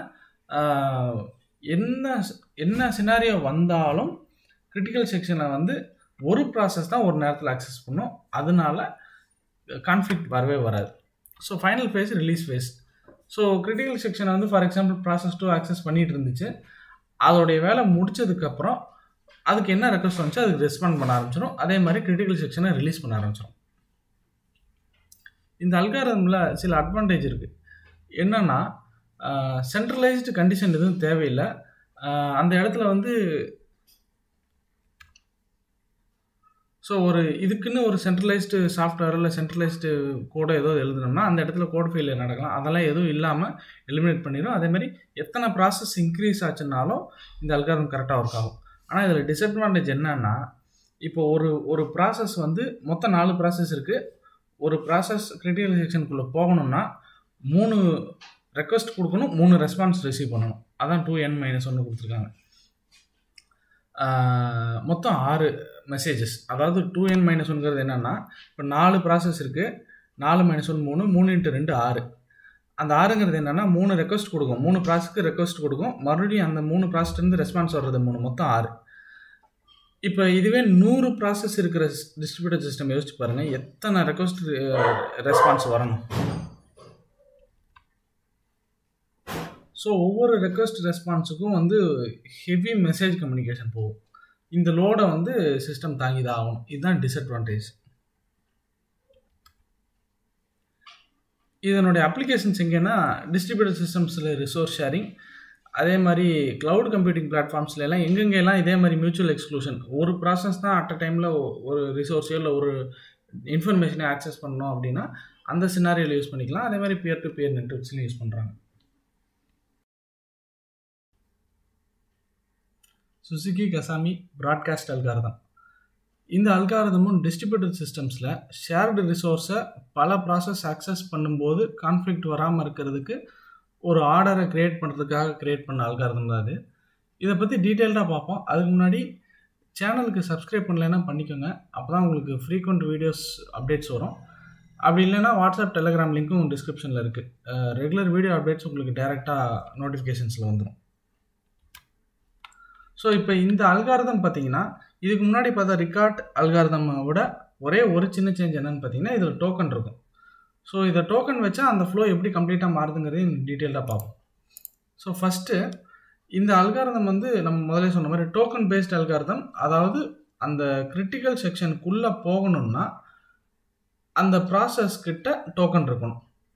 ஒரே ஒரு டோக்கன் தான் என்டையர் சிஸ்டமுக்கு இருக்கும். ஸோ அந்த டோக்கன் இருந்தால் மட்டும்தான் அந்த ப்ராசஸ் வந்து கிரிட்டிக்கல் செக்ஷனை ஆக்சஸ் பண்ண முடியும். இது கொஞ்சம் முக்கியமான பாயிண்ட். ஸோ ஃப்ளோ பார்க்குறதுக்கு முன்னாடி ஒரு 3 அசம்ஷன் இருக்குது. ஃபர்ஸ்ட் பாயிண்ட் வந்து டோக்கன் இருக்கும். டோக்கன் இருந்தால் தான் கிரிட்டிக்கல் செக்ஷனுக்குள்ளே போக முடியும். செகண்டு, ஒரு ப்ராசஸ்க்கு வந்து ஆக்சஸ் வேணும் கிரிட்டிக்கல் செக்ஷனுக்கு வேணும்னா மிச்சம் எல்லா ப்ராசஸ்க்கும் ஆஸ் யூஷுவல் ப்ராட்காஸ்ட் மெசேஜ் அனுப்போம். அதே மாதிரி ஒவ்வொரு ப்ராசஸும் ஒரு கியூ மெயின்டைன் பண்ணும், என்ன ஆர்டரில் ரெக்வஸ்ட் வந்திருக்கு அப்படின்னு சொல்லி. அதே மாதிரி ஒவ்வொரு ப்ராசஸ்க்கும் ஒரு யூனிக் ஐடி இருக்கும். அதே மாதிரி என்ன ஆர்டரில் மெசேஜ் வருதோ அதே ஆர்டரில் டெலிவர் ஆகுது, என்ன ஆர்டரில் மெசேஜ் சென்ட் பண்ணுறாங்களோ அதே ஆர்டரில் டெலிவர் ஆகுதுங்கிறத வந்து கன்ஃபார்ம் பண்ணிக்கும் அந்த சிஸ்டமே. அடுத்தது, ஒரே ஒரு டோக்கன் தான் என்டையர் டிஸ்ட்ரிபியூட்டட் சிஸ்டமுக்கும் இருக்கும். இந்த டயக்ராமுக்கு போகிறதுக்கு முன்னாடி ஃபஸ்ட்டு பாயிண்ட்டை சொல்லிடுறேன். ஏன்னா அதில் வந்து இந்த சீக்வன்ஸ் நம்பர்னு ஒன்று இருக்குது, அதுக்கப்புறம் தான் நமக்கு அந்த ஃப்ளோ புரியும். ஸோ ஒரு ப்ராசஸ் வந்து ரெக்வஸ்ட் பண்ணுது கிரிட்டிக்கல் செக்ஷனுக்கு அப்படின்னா எல்லா ப்ராசஸ்க்கும் ஒரு ரெக்வஸ்ட் மெசேஜ் அனுப்பும். அந்த ரெக்வஸ்ட் மெசேஜில் ப்ராசஸ் ஐடி அப்புறம் சீக்வன்ஸ் நம்பர், ஒவ்வொரு ரெக்வஸ்ட்டுக்கும் ஒரு சீக்வன்ஸ் நம்பர் இருக்கும் அதே ஆர்டரில். அந்த சீக்வன்ஸ் நம்பரையும் சேர்த்து அனுப்பும் எல்லா ப்ராசஸ்க்கும். இப்போ இந்த ஃப்ளோக்கு வரும். இந்த ஃப்ளோவை எக்ஸ்பிளைன் பண்ணிவிட்டு அதுக்கப்புறம் நம்ம டெக்ஸ்ட்டுக்கு போயிடும். ஸோ ப்ராசஸ் 1க்கு வந்து இப்போ கிரிட்டிக்கல் செக்ஷன் வேணும். ஸோ என்ன பண்ணுது, அடுத்த 3 ப்ராசஸ்க்கும் ரெக்வஸ்ட் அனுப்புது, எனக்கு வந்து இந்த மாதிரி கிரிட்டிக்கல் செக்ஷன் ஆக்சஸ் வேணும்னு சொல்லி. வித் பிஐடி ப்ராசஸ் ஐடி அப்புறம் சீக்வன்ஸ் நம்பர் ஒன்று அனுப்புது. இதில் பார்த்தீங்கன்னா ப்ராசஸ் 2 கிட்ட டோக்கன் இருக்குது, ஏன்னா அது கிரிட்டிக்கல் செக்ஷனை ஆக்சஸ் பண்ணிகிட்டு இருக்கு. இப்போ மெசேஜை அனுப்புனதுக்கப்புறம் ஒவ்வொரு ப்ராசஸும் வந்த ரெக்வஸ்ட்டை க்யூவில் புஷ் பண்ணி வச்சுக்கும், வந்த ஆர்டரில் அப்படியே க்யூவில் புஷ் பண்ணி வச்சுக்கும். இது ஃபஸ்ட் பாயிண்ட்.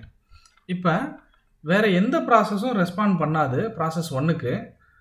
எந்த ப்ராசஸ் கிட்ட டோக்கன் இருக்கோ அந்த ப்ராசஸ் வந்து கிரிட்டிக்கல் செக்ஷன் ஆக்சஸ் பண்ணி முடித்ததுக்கு பிறகு இந்த டோக்கனை அதோடைய க்யூவில் இருக்கிற ஃபஸ்ட்டு ப்ராசஸ்க்கு சென்ட் பண்ணி விட்ரும்.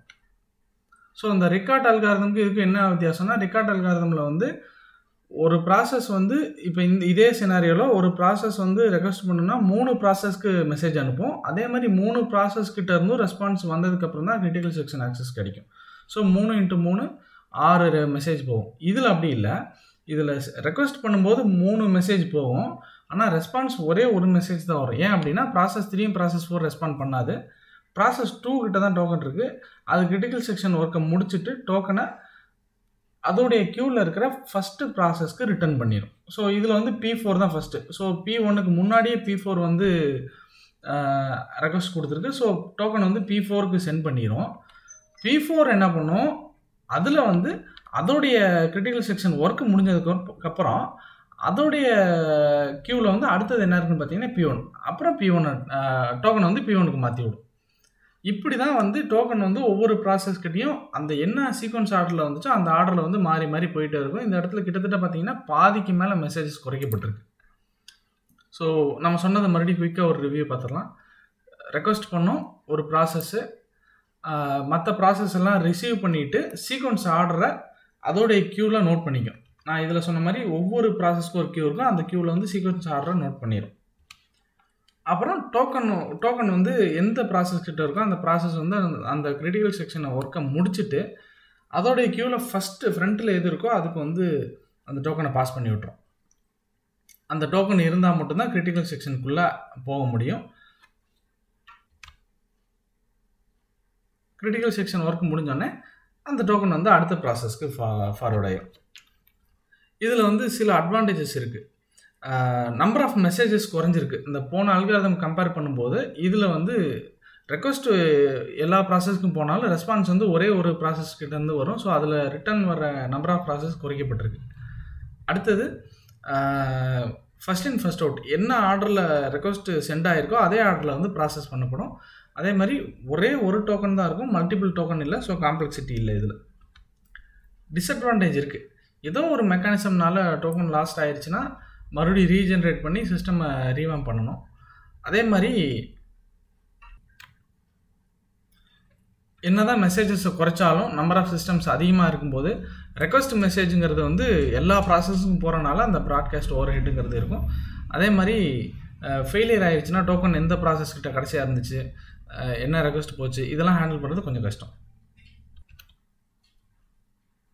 இதனுடைய அப்ளிகேஷன்ஸ் என்னென்னா, டிஸ்ட்ரிபியூட்டட் சிஸ்டம்ஸ்லேயோ க்ளவுட் சிஸ்டம்ஸ்லேயோ common resource shared resource access பண்ணுறதுக்கான இடத்துல இந்த அல்காரிதம்ஸ் வந்து யூஸ் ஆகும்.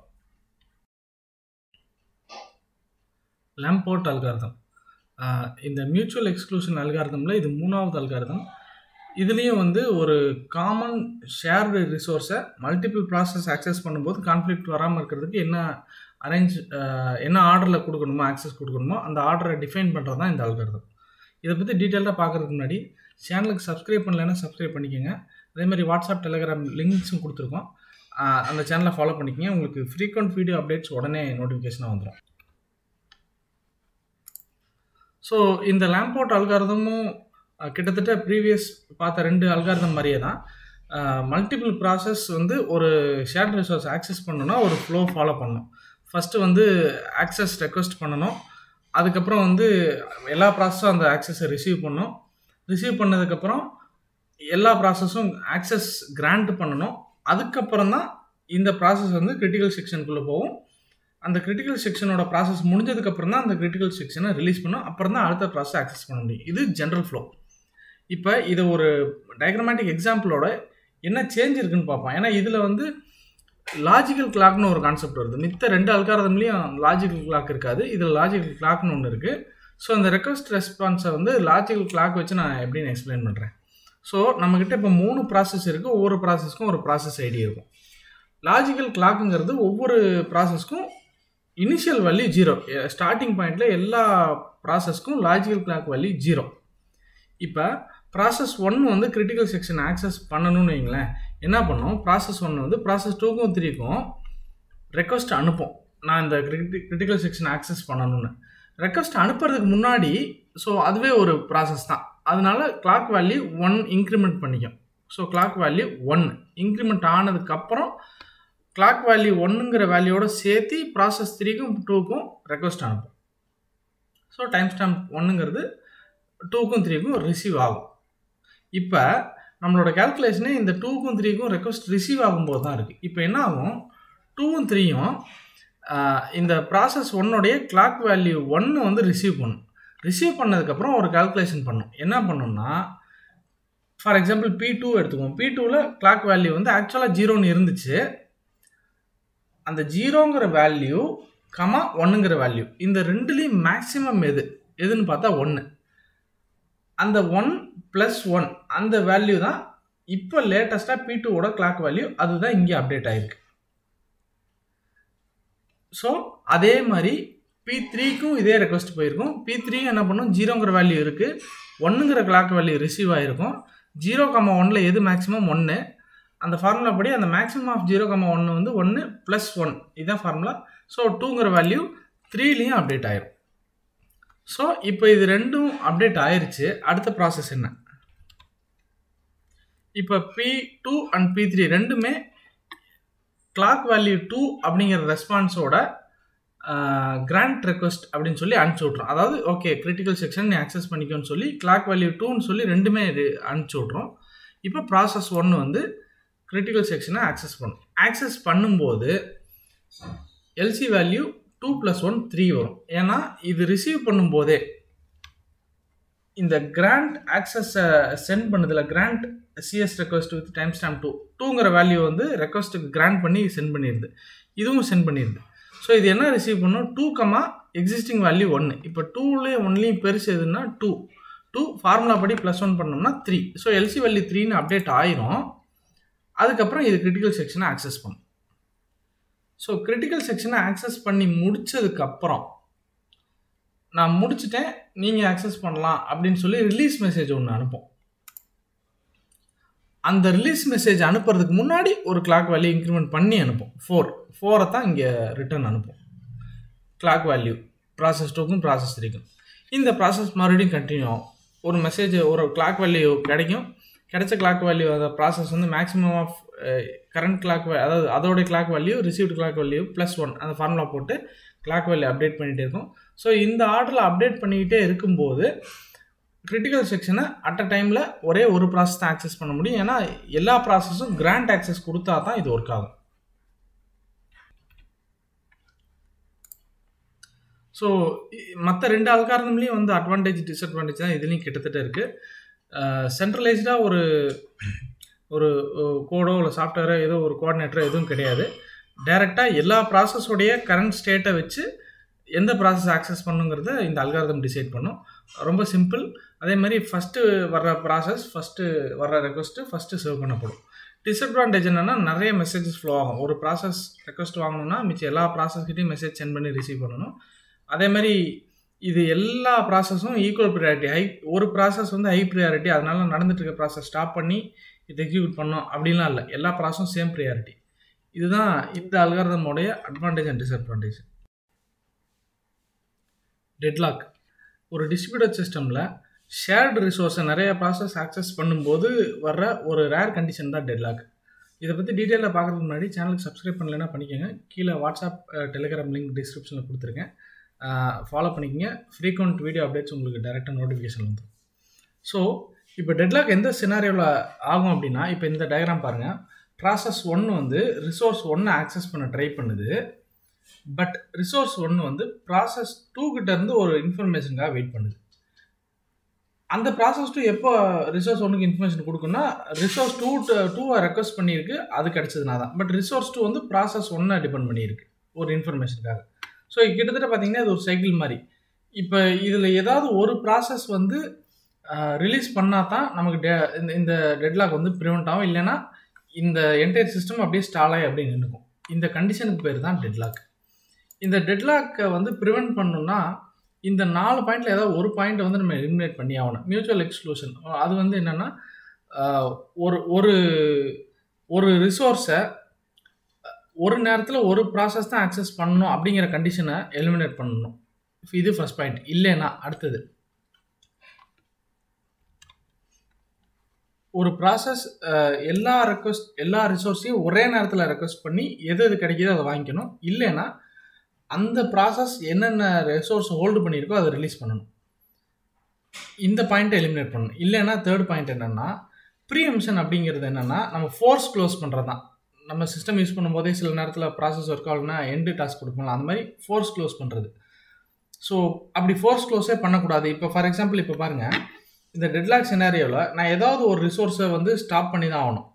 அப்போ தான் அந்த டெட்லாக்கை ரிலீஸ் பண்ணி மறுபடியும் நான் ஸ்டார்ட் பண்ண முடியும். இல்லைனா ஸ்டாலாகி நிற்கும். அப்படி பண்ணக்கூடாதுங்கிற கண்டிஷன் அதை ரிலீஸ் பண்ணணும். இல்லைனா சர்க்குலர் வெயிட். இந்த 4 பாயிண்டில் ஏதாவது ஒரு கண்டிஷனை எலிமினேட் பண்ணிட்டா டெட்லாக் வந்து மேக்ஸிமம் ப்ரிவெண்ட் ஆகிடும். இதுக்கு டெட்லாக் அவாய்டன்ஸ்ன்னு பார்த்தீங்கன்னா, பேங்கர்ஸ் அல்காரிதம்னு ஒரு அல்காரிதம் இருக்குது. அந்த அல்காரிதம் வந்து அந்த சிஸ்டம்ஸில் வந்து இன்கார்பரேட் பண்ணிட்டா, டிஸ்ட்ரிபியூட்டட் சிஸ்டமில் இன்கார்பரேட் பண்ணிட்டா அந்த டெட்லாக்ங்கிறது வந்து மேக்ஸிமம் அவாய்ட் ஆகிடும். டெட்லாக் டிடெக்ஷன் ஒன்று இருக்குது. சில சிஸ்டமில் பார்த்தீங்கன்னா பீரியாடிக்கலாக டெட்லாக் செக் பண்ணிக்கிட்டே இருக்கும். சம்டைம்ஸ் சின்ன ஒரு லோடு இருக்கிற டெட்லாக்கை அலோவ் பண்ணி அதை செக் பண்ணி அதை டிடெக்ட் பண்ணி க்ளோஸ் பண்ணும். ஸோ இந்த மாதிரி டிடெக்டும் பண்ணலாம். அப்படி டிடெக்ட் பண்ணதுக்கு பிறகு என்ன பண்ணணும்னா, ஏதாவது ஒரு ப்ராசஸை க்ளோஸ் பண்ணணும். இல்லைன்னா ஒரு ரிசோர்ஸை ப்ரீஎம்ப்ட் பண்ணணும். ப்ரீஎம்ப்ட்னா ரிசோர்ஸை வந்து ரெக்வஸ்ட்டை சர்வ் பண்ணுறதுலேருந்து கொஞ்சம் நேரத்துக்கு ஸ்டாப் பண்ணி வச்சுட்டு ரீஸ்டார்ட் பண்ணணும். ஸோ இந்த ப்ராசஸ்லாம் பண்ணும்போது டெட்லாக் வந்து மேக்ஸிமம் வந்து ஆகாமல் ப்ரிவெண்ட் ஆகும். Asynchronous check point and recovery. So check பாயிண்ட்டுங்கிறது ஒன்றும் இல்லை, ஒரு சிஸ்டமோட ஸ்டேட்டை ஸ்டோர் பண்ணி வைக்கிறது தான் செக் பாயிண்ட். அந்த சிஸ்டமில் என்னென்ன இன்ஃபர்மேஷன் இருக்குது, அந்த ஒவ்வொரு இன்ஃபர்மேஷனும் என்ன லெவலில் இருக்குது, எவ்வளோ டேட்டா இருக்குது, இது எல்லாத்தையும் ஸ்டோர் பண்ணி வைக்கிறது தான் செக் பாயிண்ட். நம்ம வந்து ரீஸ்டோர் பாயிண்ட்னு சொல்லுவோம்ல, அதுதான் செக் பாயிண்ட். டிஸ்ட்ரிபியூட்டட் சிஸ்டமில் பல நோட்ஸ் இருக்கும், பல இன்டர்நெட் டிவைசஸ் இருக்கும். அந்த எல்லா டிவைசஸோடைய, எல்லா நோட்ஸோடைய, எல்லா ப்ராசஸோடைய இன்ஃபர்மேஷனையும் ஒரு ஸ்டேட்டாக ஸ்டோர் பண்ணி வைக்கிறது தான் செக் பாயிண்ட். இது எதுக்கு யூஸ் ஆகுது அப்படின்னு பார்த்தீங்கன்னா, எங்கேயாவது ஒரு இடத்துல ரேரஸ்ட் சினாரியோலேருந்து டிஸ்ட்ரிபியூட்டட் சிஸ்டம்லேயும் ஃபெயிலியர் நடக்கும்.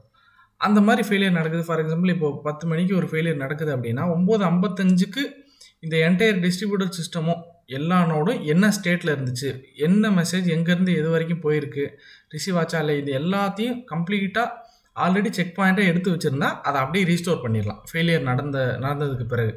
அதுக்கு தான் செக் பாயிண்ட் யூஸ் ஆகுது.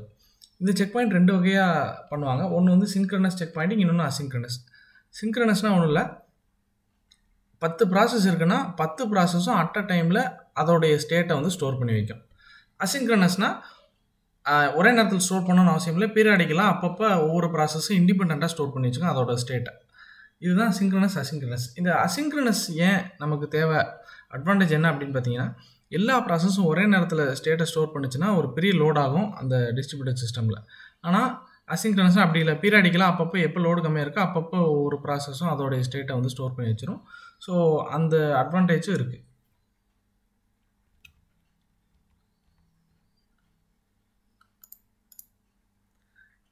இந்த அசிங்க்ரனஸ் செக் பாயிண்ட் வந்து 3 கேட்டகரியாக பிரித்து ஸ்டேட்டை ஸ்டோர் பண்ணும். அதாவது ஒரு ப்ராசஸ் அதோடைய ஸ்டேட்டை ஸ்டோர் பண்ணுறதுக்கு 3 கேட்டகரியாக ஸ்டோர் பண்ணும். ஒன்று வந்து இண்டிபெண்டன்ட் செக் பாயிண்ட். ஒவ்வொரு ப்ராசஸும் பீரியாடிக்கலாக அதோடைய இன்ஃபர்மேஷன், அதோடைய டேட்டா, லோக்கல் ஸ்டேட்டு, மெசேஜ் என்னென்ன சென்ட் ஆகிருக்கு, ரிசீவ் ஆகிருக்கு எல்லாத்தையும் ஸ்டோர் பண்ணி வச்சுக்கோ ஃபஸ்ட்டு.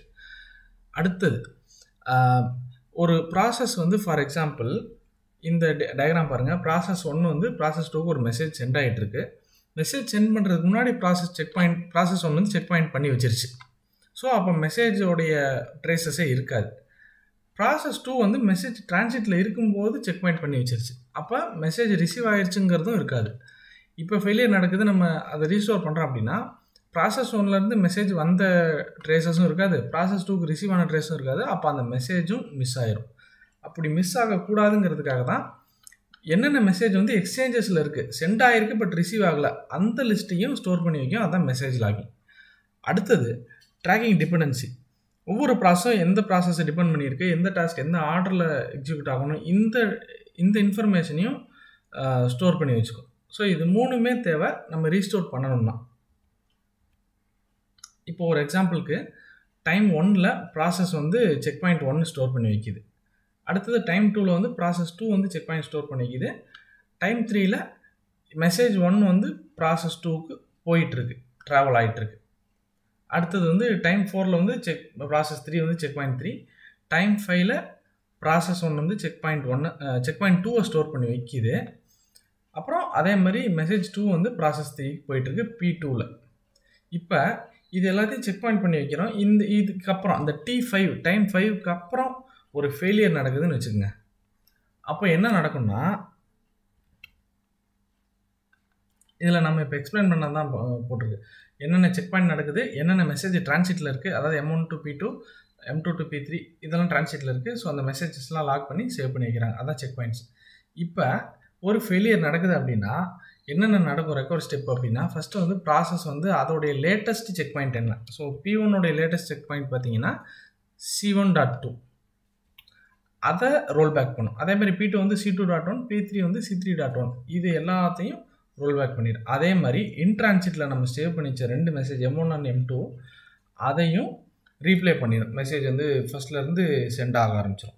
இதுதான் ரீஸ்டோர் பண்ணுற சினாரியோ, அதை ரீஸ்டோர் பண்ணுற ப்ராசஸ். இது வந்து 2 ப்ராசஸ் 3 ப்ராசஸை வச்சு நம்ம எக்ஸ்பிளைன் பண்ணியாச்சு.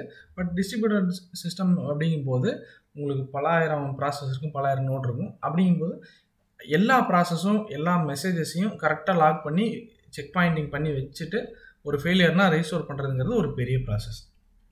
இப்போ இதில் என்ன அட்வான்டேஜ் அப்படின்னா, நம்ம முதல்ல சொன்ன மாதிரி அசிங்க்ரனஸில் வந்து என்ன அட்வான்டேஜ்னா லோ ஓவர் ஹெட், அதாவது பெரிய லோடு இழுக்காது. அதே மாதிரி லார்ஜர் சிஸ்டம் எத்தனை ப்ராசஸை நம்ம அட்டாச் பண்ணாலும், எத்தனை சிஸ்டம் அட்டாச் பண்ணாலும் நமக்கு வந்து இந்த செக் பாயிண்டிங்கில் வந்து ப்ராப்ளம் வராது. ஏன்னா எல்லாம் பீரியாடிக்கலாக தான் ஸ்டோர் பண்ணி வைக்குது. எல்லாமே ஒரே நேரத்தில் வராது, ஒரே நேரத்தில் வந்தால் கூட லோடு அதிகமாகுதுன்னு சொல்லலாம். ஸோ அடுத்தது சேலஞ்சஸ் என்ன அப்படின்னு பார்த்தீங்கன்னா, இந்த மெசேஜஸை தனியாக ஸ்டோர் பண்ணி வைக்கணும். ஏன் அப்படின்னா, இப்போ சிங்க்ரனஸ் செக் பாயிண்ட் அப்படின்னா ஒரே நேரத்தில் எல்லா ப்ராசஸும் அதோடைய ஸ்டேட்டஸ் ஸ்டோர் பண்ணுது. அப்படிங்கிறதுனால P1லேருந்து மெசேஜ் ட்ராவல் ஆகிட்டுருக்கு அப்படின்னா அதுவும், அதாவது P1லேருந்து மெசேஜ் சென்ட் ஆகிட்டுருக்குங்கிறது உங்களுக்கு ரெக்கார்ட் ஆகிடும். பட் அசிங்க்ரனஸில் அப்படி இல்லை, எல்லாம் ஒரே நேரத்தில் இருக்காதனால இது சென்ட் பண்ணுறதுக்கு முன்னாடி ஸ்டோர் பண்ணும், அது சென்ட் பண்ணதுக்கப்புறம் ஸ்டோர் பண்ணும். அப்படிங்கும்போது உங்களுக்கு டேட்டா மிஸ் ஆகும். அது ஒரு சேலஞ்ச். ஸோ அப்போ வந்து மெசேஜஸையும் தனியாக ஸ்டோர் பண்ணி வைக்கணும். அதேமாதிரி ரெக்கவரி ப்ராசஸ் வந்து ரொம்ப காம்ப்ளெக்ஸான ப்ராசஸ். அதே மாதிரி ஒவ்வொரு ப்ராசஸ் அதோடைய டிபெண்டன்சி இது எல்லாத்தையும் ரோல் பேக் பண்ணி ரீஸ்டோர் பண்ணுறது கொஞ்சம் கஷ்டமான ப்ராசஸ் தான். Coordinated checkpointing algorithm. ஒரு டிஸ்ட்ரிபியூட்டட் சிஸ்டமில் இருக்கிற எல்லா ப்ராசஸும் ஒன்றுக்குள்ள ஒன்று மெசேஜ் பண்ணி கோஆர்டினேட் பண்ணி என்னென்ன டைமில் என்னென்ன ப்ராசஸ் வந்து செக் பாயிண்ட் பண்ணணும் அப்படிங்கிறதெல்லாம் கரெக்டாக கோஆர்டினேட் பண்ணி என்டையர் சிஸ்டத்தோடைய ஸ்டேட்டையும் ப்ராப்பராக சேவ் பண்ணுறது தான் கோஆர்டினேட்டட் செக் பாயிண்டிங். இந்த மாதிரி பண்ணும்போது எந்த ஒரு மெசேஜுமே நமக்கு வந்து மிஸ் ஆகாது. எந்த ஒரு நோடோடைய ஸ்டேட் எதோடைய ஸ்டேட்டும் மிஸ் ஆகாது. இது எப்படிங்கிறத பார்ப்போம். ஸோ இப்போ வந்து நம்மக்கிட்ட 4 ப்ராசஸ் இருக்குது. அதாவது ஒரு டிஸ்ட்ரிபியூட்டட் சிஸ்டமில் இப்போ நம்ம எக்ஸாம்பிளுக்கு 4 ப்ராசஸ் எடுத்துக்கிட்டோம். இப்போ ப்ராசஸ் 3லேருந்து ப்ராசஸ் 2க்கு ஒரு மெசேஜ் டிரான்சிட்டில் இருக்குது. இப்போ ஃபஸ்ட்டு பாயிண்ட் என்னென்னு பார்த்தீங்கன்னா, ஏதாவது ஒரு கோஆர்டினேட்டர் ப்ராசஸ் வந்து செக் பாயிண்ட் பண்ண போகிறோம் அப்படிங்கிற மெசேஜை எல்லா ப்ராசஸ்க்கும் அனுப்பும். ஸோ இந்த இடத்துல வந்து நம்ம ப்ராசஸ் 1 வந்து கோஆர்டினேட்டர் ப்ராசஸாக எடுத்துக்கிறோம். இது வந்து என்ன பண்ணுது, ப்ராசஸ் 3லேருந்து ப்ராசஸ் 2க்கு மெசேஜ் போயிட்டுருக்க டைமில் ப்ராசஸ் 3, 2 and 4 இது 3க்கும் செக் பாயிண்ட் பண்ண போகிறோம் இல்லை செக் பாயிண்ட் ரெக்வஸ்ட்டுங்கிற மெசேஜை அனுப்பிடும். இது ஃபஸ்ட்டு ஸ்டெப். அனுப்புனதுக்கு பிறகு ப்ராசஸ் 3, 2, 4 இது எல்லாமே ஏதாவது மெசேஜ் டிரான்சிட்டில் இருந்துச்சுன்னா அதை ஃபுல்லாக ரிசீவ் பண்ணிக்கும். ரிசீவ் பண்ணிவிட்டு வேறு எந்த ஃபர்தர் மெசேஜும் அனுப்பாது. இதுதான் செகண்ட் பாயிண்ட். முடித்ததுக்கு பிறகு ஒவ்வொரு ப்ராசஸும் அதோடைய லோக்கல் செக் பாயிண்ட், அதாவது லோக்கல் ஸ்டேட்டை வந்து சேவ் பண்ணி வச்சுக்கும். ஸோ இப்போ எந்த மெசேஜும் டிரான்சிட்டில் இல்லை, எல்லா ப்ராசஸும் ஸ்டேபிளாக இருக்குது, எல்லாத்தையும் சேவ் பண்ணிடுச்சு. சேவ் பண்ணி முடித்ததுக்கப்புறம் இந்த 3 ப்ராசஸும் ரிட்டனாக ஒரு மெசேஜ் அனுப்பும். நான் என்னுடைய செக் பாயிண்ட்டை சேவ் பண்ணிட்டேன் அப்படின்னு சொல்லி 3 ப்ராசஸும் மெசேஜ் அனுப்பும்.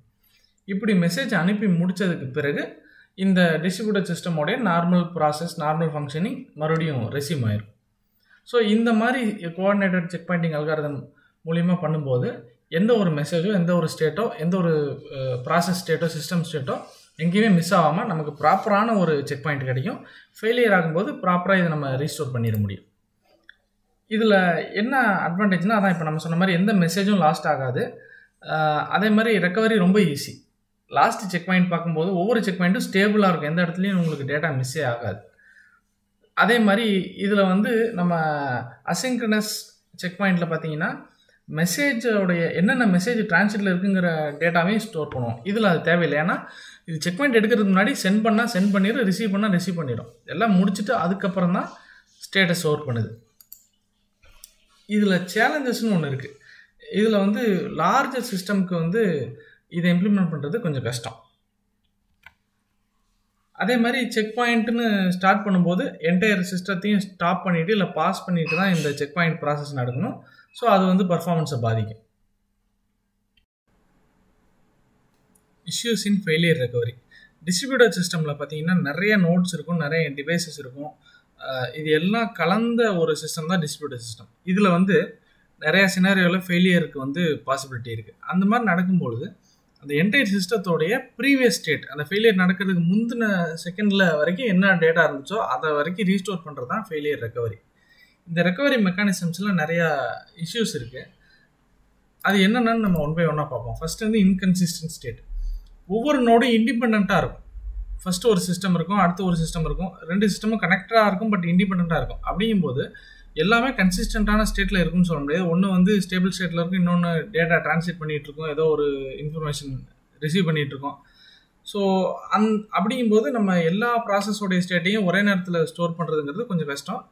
ஸோ அந்த குளோபல் செக் பாயிண்ட்டுன்னு ஒரு கான்செப்ட் இருக்குது. அதை யூஸ் பண்ணி எல்லா ப்ராசஸோடைய இன்ஃபர்மேஷனையும் கரெக்டாக ஸ்டோர் பண்ணி வைக்கும்போது இந்த ரெக்கவரி வந்து கொஞ்சம் ஈஸியாக இருக்கும்.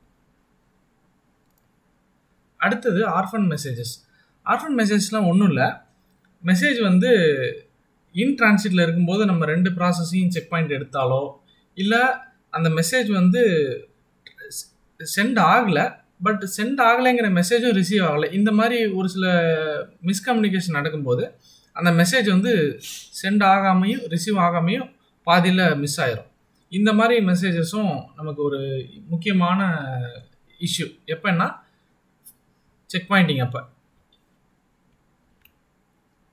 ஸோ அப்போ மெசேஜஸும் மிஸ் ஆகக்கூடாதுன்னா என்னென்ன மெசேஜ் வந்து டிரான்சிட்டில் இருக்குது செக் பாயிண்டிங் அப்போ அப்படிங்கிற டேட்டாவையும் எடுத்து வைக்கும்போது ரீஸ்டோர் பண்ணும்போது இந்த மெசேஜஸையும் சேர்த்து ரீஸ்டோர் பண்ணிடலாம், மிஸ் ஆகாது.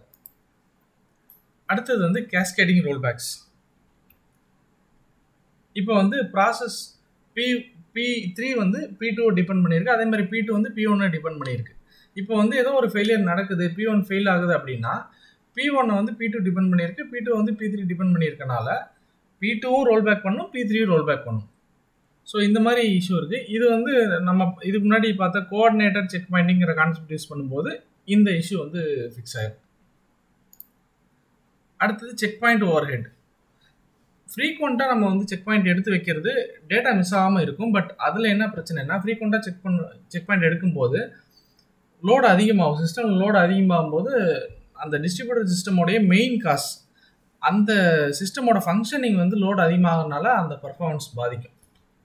ஸோ ஆப்டிமைஸ்டாக எந்த டைமில் எந்த நோடை செக் பாயிண்ட் எடுத்தால் லோடு கம்மியாக இருக்கும் அப்படிங்கிறதெல்லாம் ஃபைன் பண்ணி அந்த மாதிரி டைமில் செக் பாயிண்ட் எடுக்கிறதுக்கான அல்காரிதம் எழுதுறது மூலிமா இந்த செக் பாயிண்ட் ஓவர்ஹெட்டை சால்வ் பண்ண முடியும்.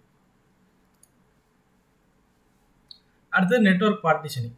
இப்போ ஏதோ ஒரு இடத்துல ஒரு ஸ்பெசிஃபிக் நோடில் வந்து இன்டர்நெட் டிஸ்கனெக்ட் ஆகுது அப்படிங்கும்போது அந்த இடத்துல வந்து அந்த டைமில் கரெக்டாக செக் பாயிண்ட் எடுத்துகிட்டு இருந்துச்சுனாலும் நமக்கு டேட்டா மிஸ் ஆயிரும். இந்த மாதிரி ஒரு சில இஷ்யூவும் இருக்குது. அடுத்தது லேக் ஆஃப் ஃபால்ட் டிரான்ஸ்பரன்சி. யூசருக்கு வந்து கண்டிப்பாக வந்து பின்னாடி வந்து செக் பாயிண்ட் எடுத்துகிட்டு இருக்காங்க, அதனால தான் நமக்கு சிஸ்டம் இப்போ ஒர்க் ஆகலை அப்படிங்கிறதுலாம் தெரியாது. ஒர்க் ஆகலைங்கிறது மட்டும் தான் அவங்களுக்கு தெரியும். ஸோ அந்த இடத்துல வந்து அவங்களுக்கு ஒரு சீம்லெஸ்ஸான எக்ஸ்பீரியன்ஸ் இருக்காது. யூஸ் பண்ணும்போது நமக்கு வந்து ஏன் வரல அப்படின்னு யோசிப்பாங்க. பட் பின்னாடி இது நடக்குதுன்னு அவங்களுக்கு தெரியாது. அதை டிஸ்ட்ரிபியூட்டர் சிஸ்டம்க்கு சம்மந்தப்பட்ட ஆளுங்க வந்து அதை யூசருக்கு இன்ஃபார்மும் பண்ண முடியாது. இந்த இடத்துல செக் பாயிண்ட் நடக்குது அப்படிலாம் நம்ம சொல்ல முடியாது. ஸோ இது ஒரு இஷ்யூ. அடுத்தது ரெக்கவரி லேட்டன்சி. ஒரு ஃபெயிலியர் நடக்குதுன்னா அந்த ரெக்கவரி பண்ணுறதுக்கான டைம் வந்து கொஞ்சம் அதிகமாகும். எந்தெந்த ப்ராசஸ் எந்தெந்த ஸ்டேட்டில் இருந்துச்சு, எது வரைக்கும் கரெக்டாக நடந்திருக்கு, எந்த ஸ்டேட்டை ரீஸ்டோர் பண்ணணும், இது எல்லாமே வந்து ஒரு டீடியஸான டாஸ்க். Cloud deployment model. இந்த க்ளவுட் டிப்ளாய்மெண்ட் மாடலில் என்னென்னா, க்ளவுட் சர்வீஸ் வந்து யூசருக்கு வந்து என்ன முறையில் ப்ரொவைட் பண்ணுறாங்க, அந்த க்ளவுட் இன்ஃப்ராஸ்ட்ரக்சர் எப்படி மேனேஜ் பண்ணப்படுது, எங்கே டேட்டா ஸ்டோர் பண்ணுறாங்க, யூசர் எப்படி ஆக்சஸ் பண்ணுவாங்க, இந்த மெத்தடெல்லாம் வச்சு 4 வகையாக பிரிக்கிறாங்க. Public cloud, private cloud, hybrid, community cloud. இந்த 4ஐயும் டீட்டெயில்டாக பார்ப்போம். First category public cloud. இந்த பப்ளிக் க்ளவுடுங்கிறது வந்து தேர்ட் பார்ட்டி ப்ரொவைடர் ப்ரொவைட் பண்ணுவாங்க. ஃபார் எக்ஸாம்பிள் வந்து கூகுள், மைக்ரோசாஃப்ட் அஸ்யூர், AWS, இன்னும் நிறையா third party, for example drop box, இந்த மாதிரி நிறையா இருக்குது. இந்த மாதிரி தேர்ட் பார்ட்டி ப்ரொவைடர் தான் சர்வீஸ் ப்ரொவைட் பண்ணுவாங்க. இது வந்து பார்த்திங்கன்னா அவங்க கொடுக்குற சர்வீஸை வந்து நம்ம மட்டும்தான் யூஸ் பண்ணணும்னு இல்லை, யார் வேணாலும் யூஸ் பண்ணுவாங்க. அதுக்கேற்ற மாதிரி எவ்வளோ நம்ம யூஸ் பண்ணுறோமோ அவ்வளோக்கு பே பண்ணால் போதும். ஸோ இது வந்து ஷேர்டு இன்ஃப்ராஸ்ட்ரக்சர் தான். ஃபார் எக்ஸாம்பிள் ட்ரைவை வச்சு எக்ஸாம்பிள் சொன்னாலே, இப்போ கூகுள் ட்ரைவ் நம்ம யூஸ் பண்ணுறோம், அதில் வந்து நம்ம ஃபைல்ஸ்லாம் ஸ்டோர் பண்ணி வச்சுருக்கோம். அதே ட்ரைவ்லேயே வந்து இன்னும் மற்றவங்க ஃபைல்ஸும் ஸ்டோர் ஆகிருக்கும், பட் பார்ட்டிஷன் பிரிச்சிருக்கும். நம்ம ஃபைல்ஸும் அவங்க ஃபைல்ஸும் மிங்கிள் ஆகாது. அந்த மாதிரி ஷேர்டு இன்ஃப்ராஸ்ட்ரக்சர் தான் இது. அவங்க வந்து எவ்வளோ யூசர் அதிகமானாலும் அவங்க ஈஸியாக அதை ஸ்கேலபிள் பண்ண முடியும்.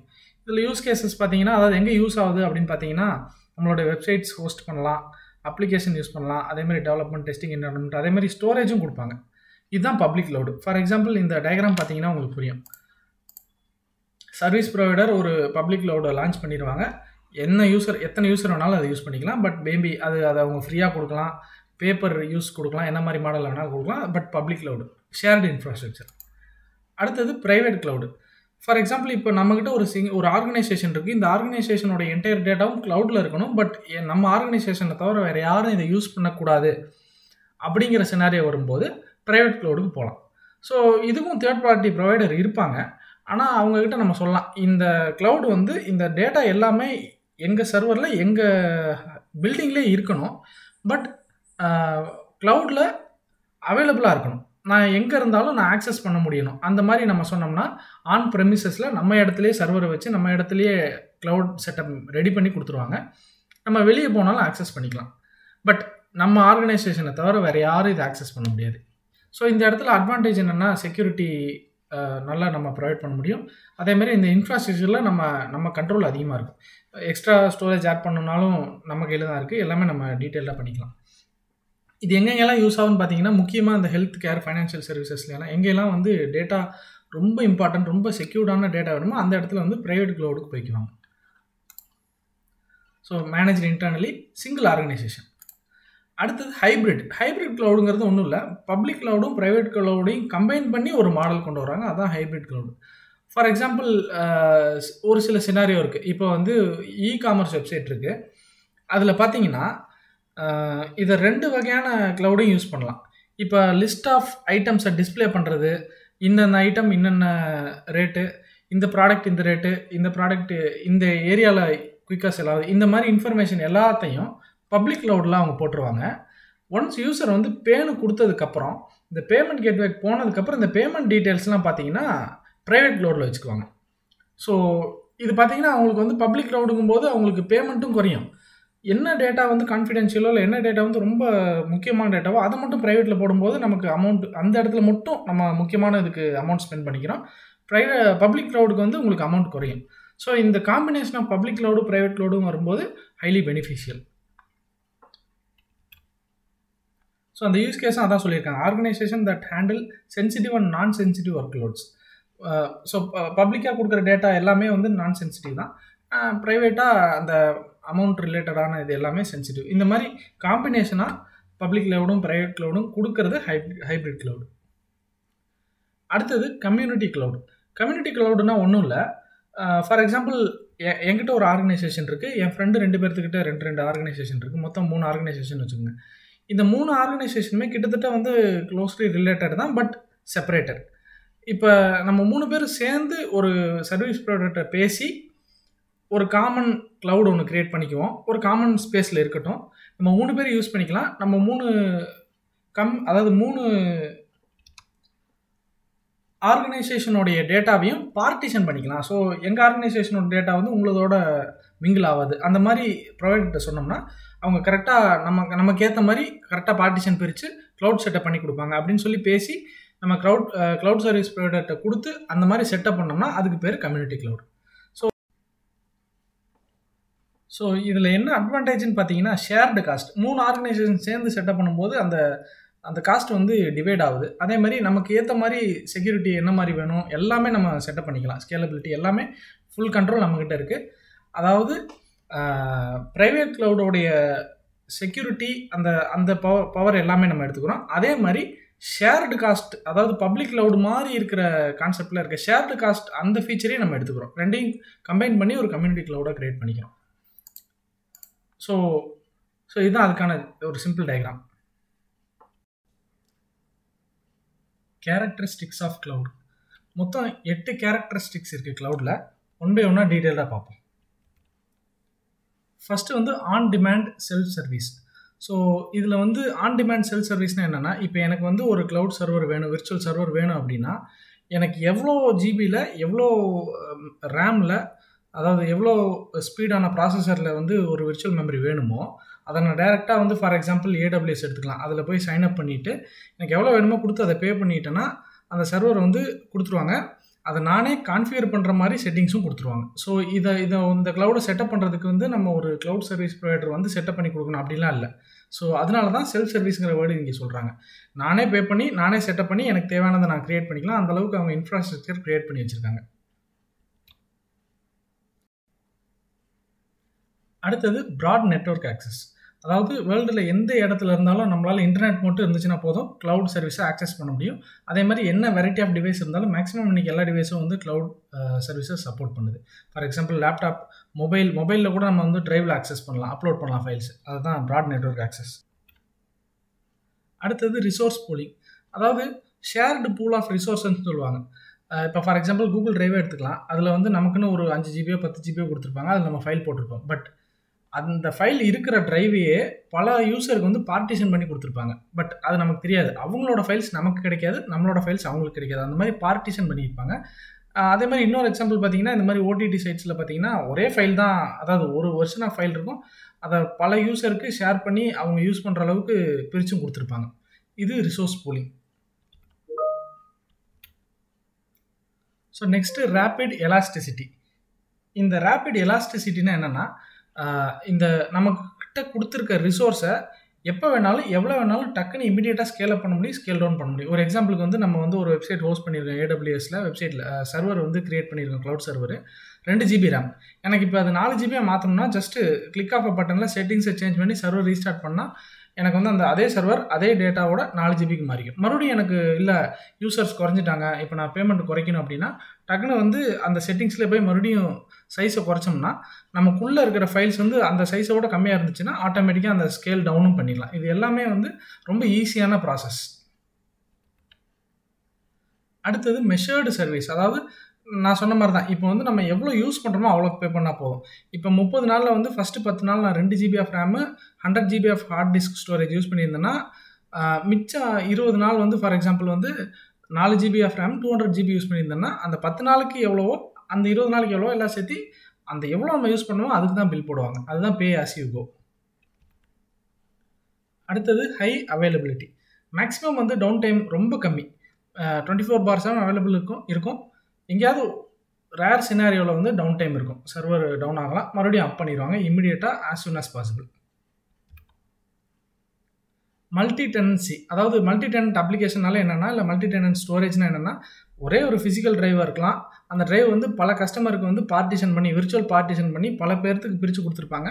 பட் ஒவ்வொரு யூஸருக்கும் இன்னொரு யூஸரோடைய கண்டென்ட்டோ இன்னொரு யூஸரோட டிரைவோ இல்லை இன்னொரு யூஸரோடைய ரிசோர்ஸோ ஷேர் ஆகாது. அதுதான் மல்டி டெனன்சி. ஒரே ரிசோர்ஸ் அதை வந்து மல்டி யூஸருக்கு பிரித்து கொடுப்பாங்க. அதே மாதிரி ஸ்கேலபிலிட்டி.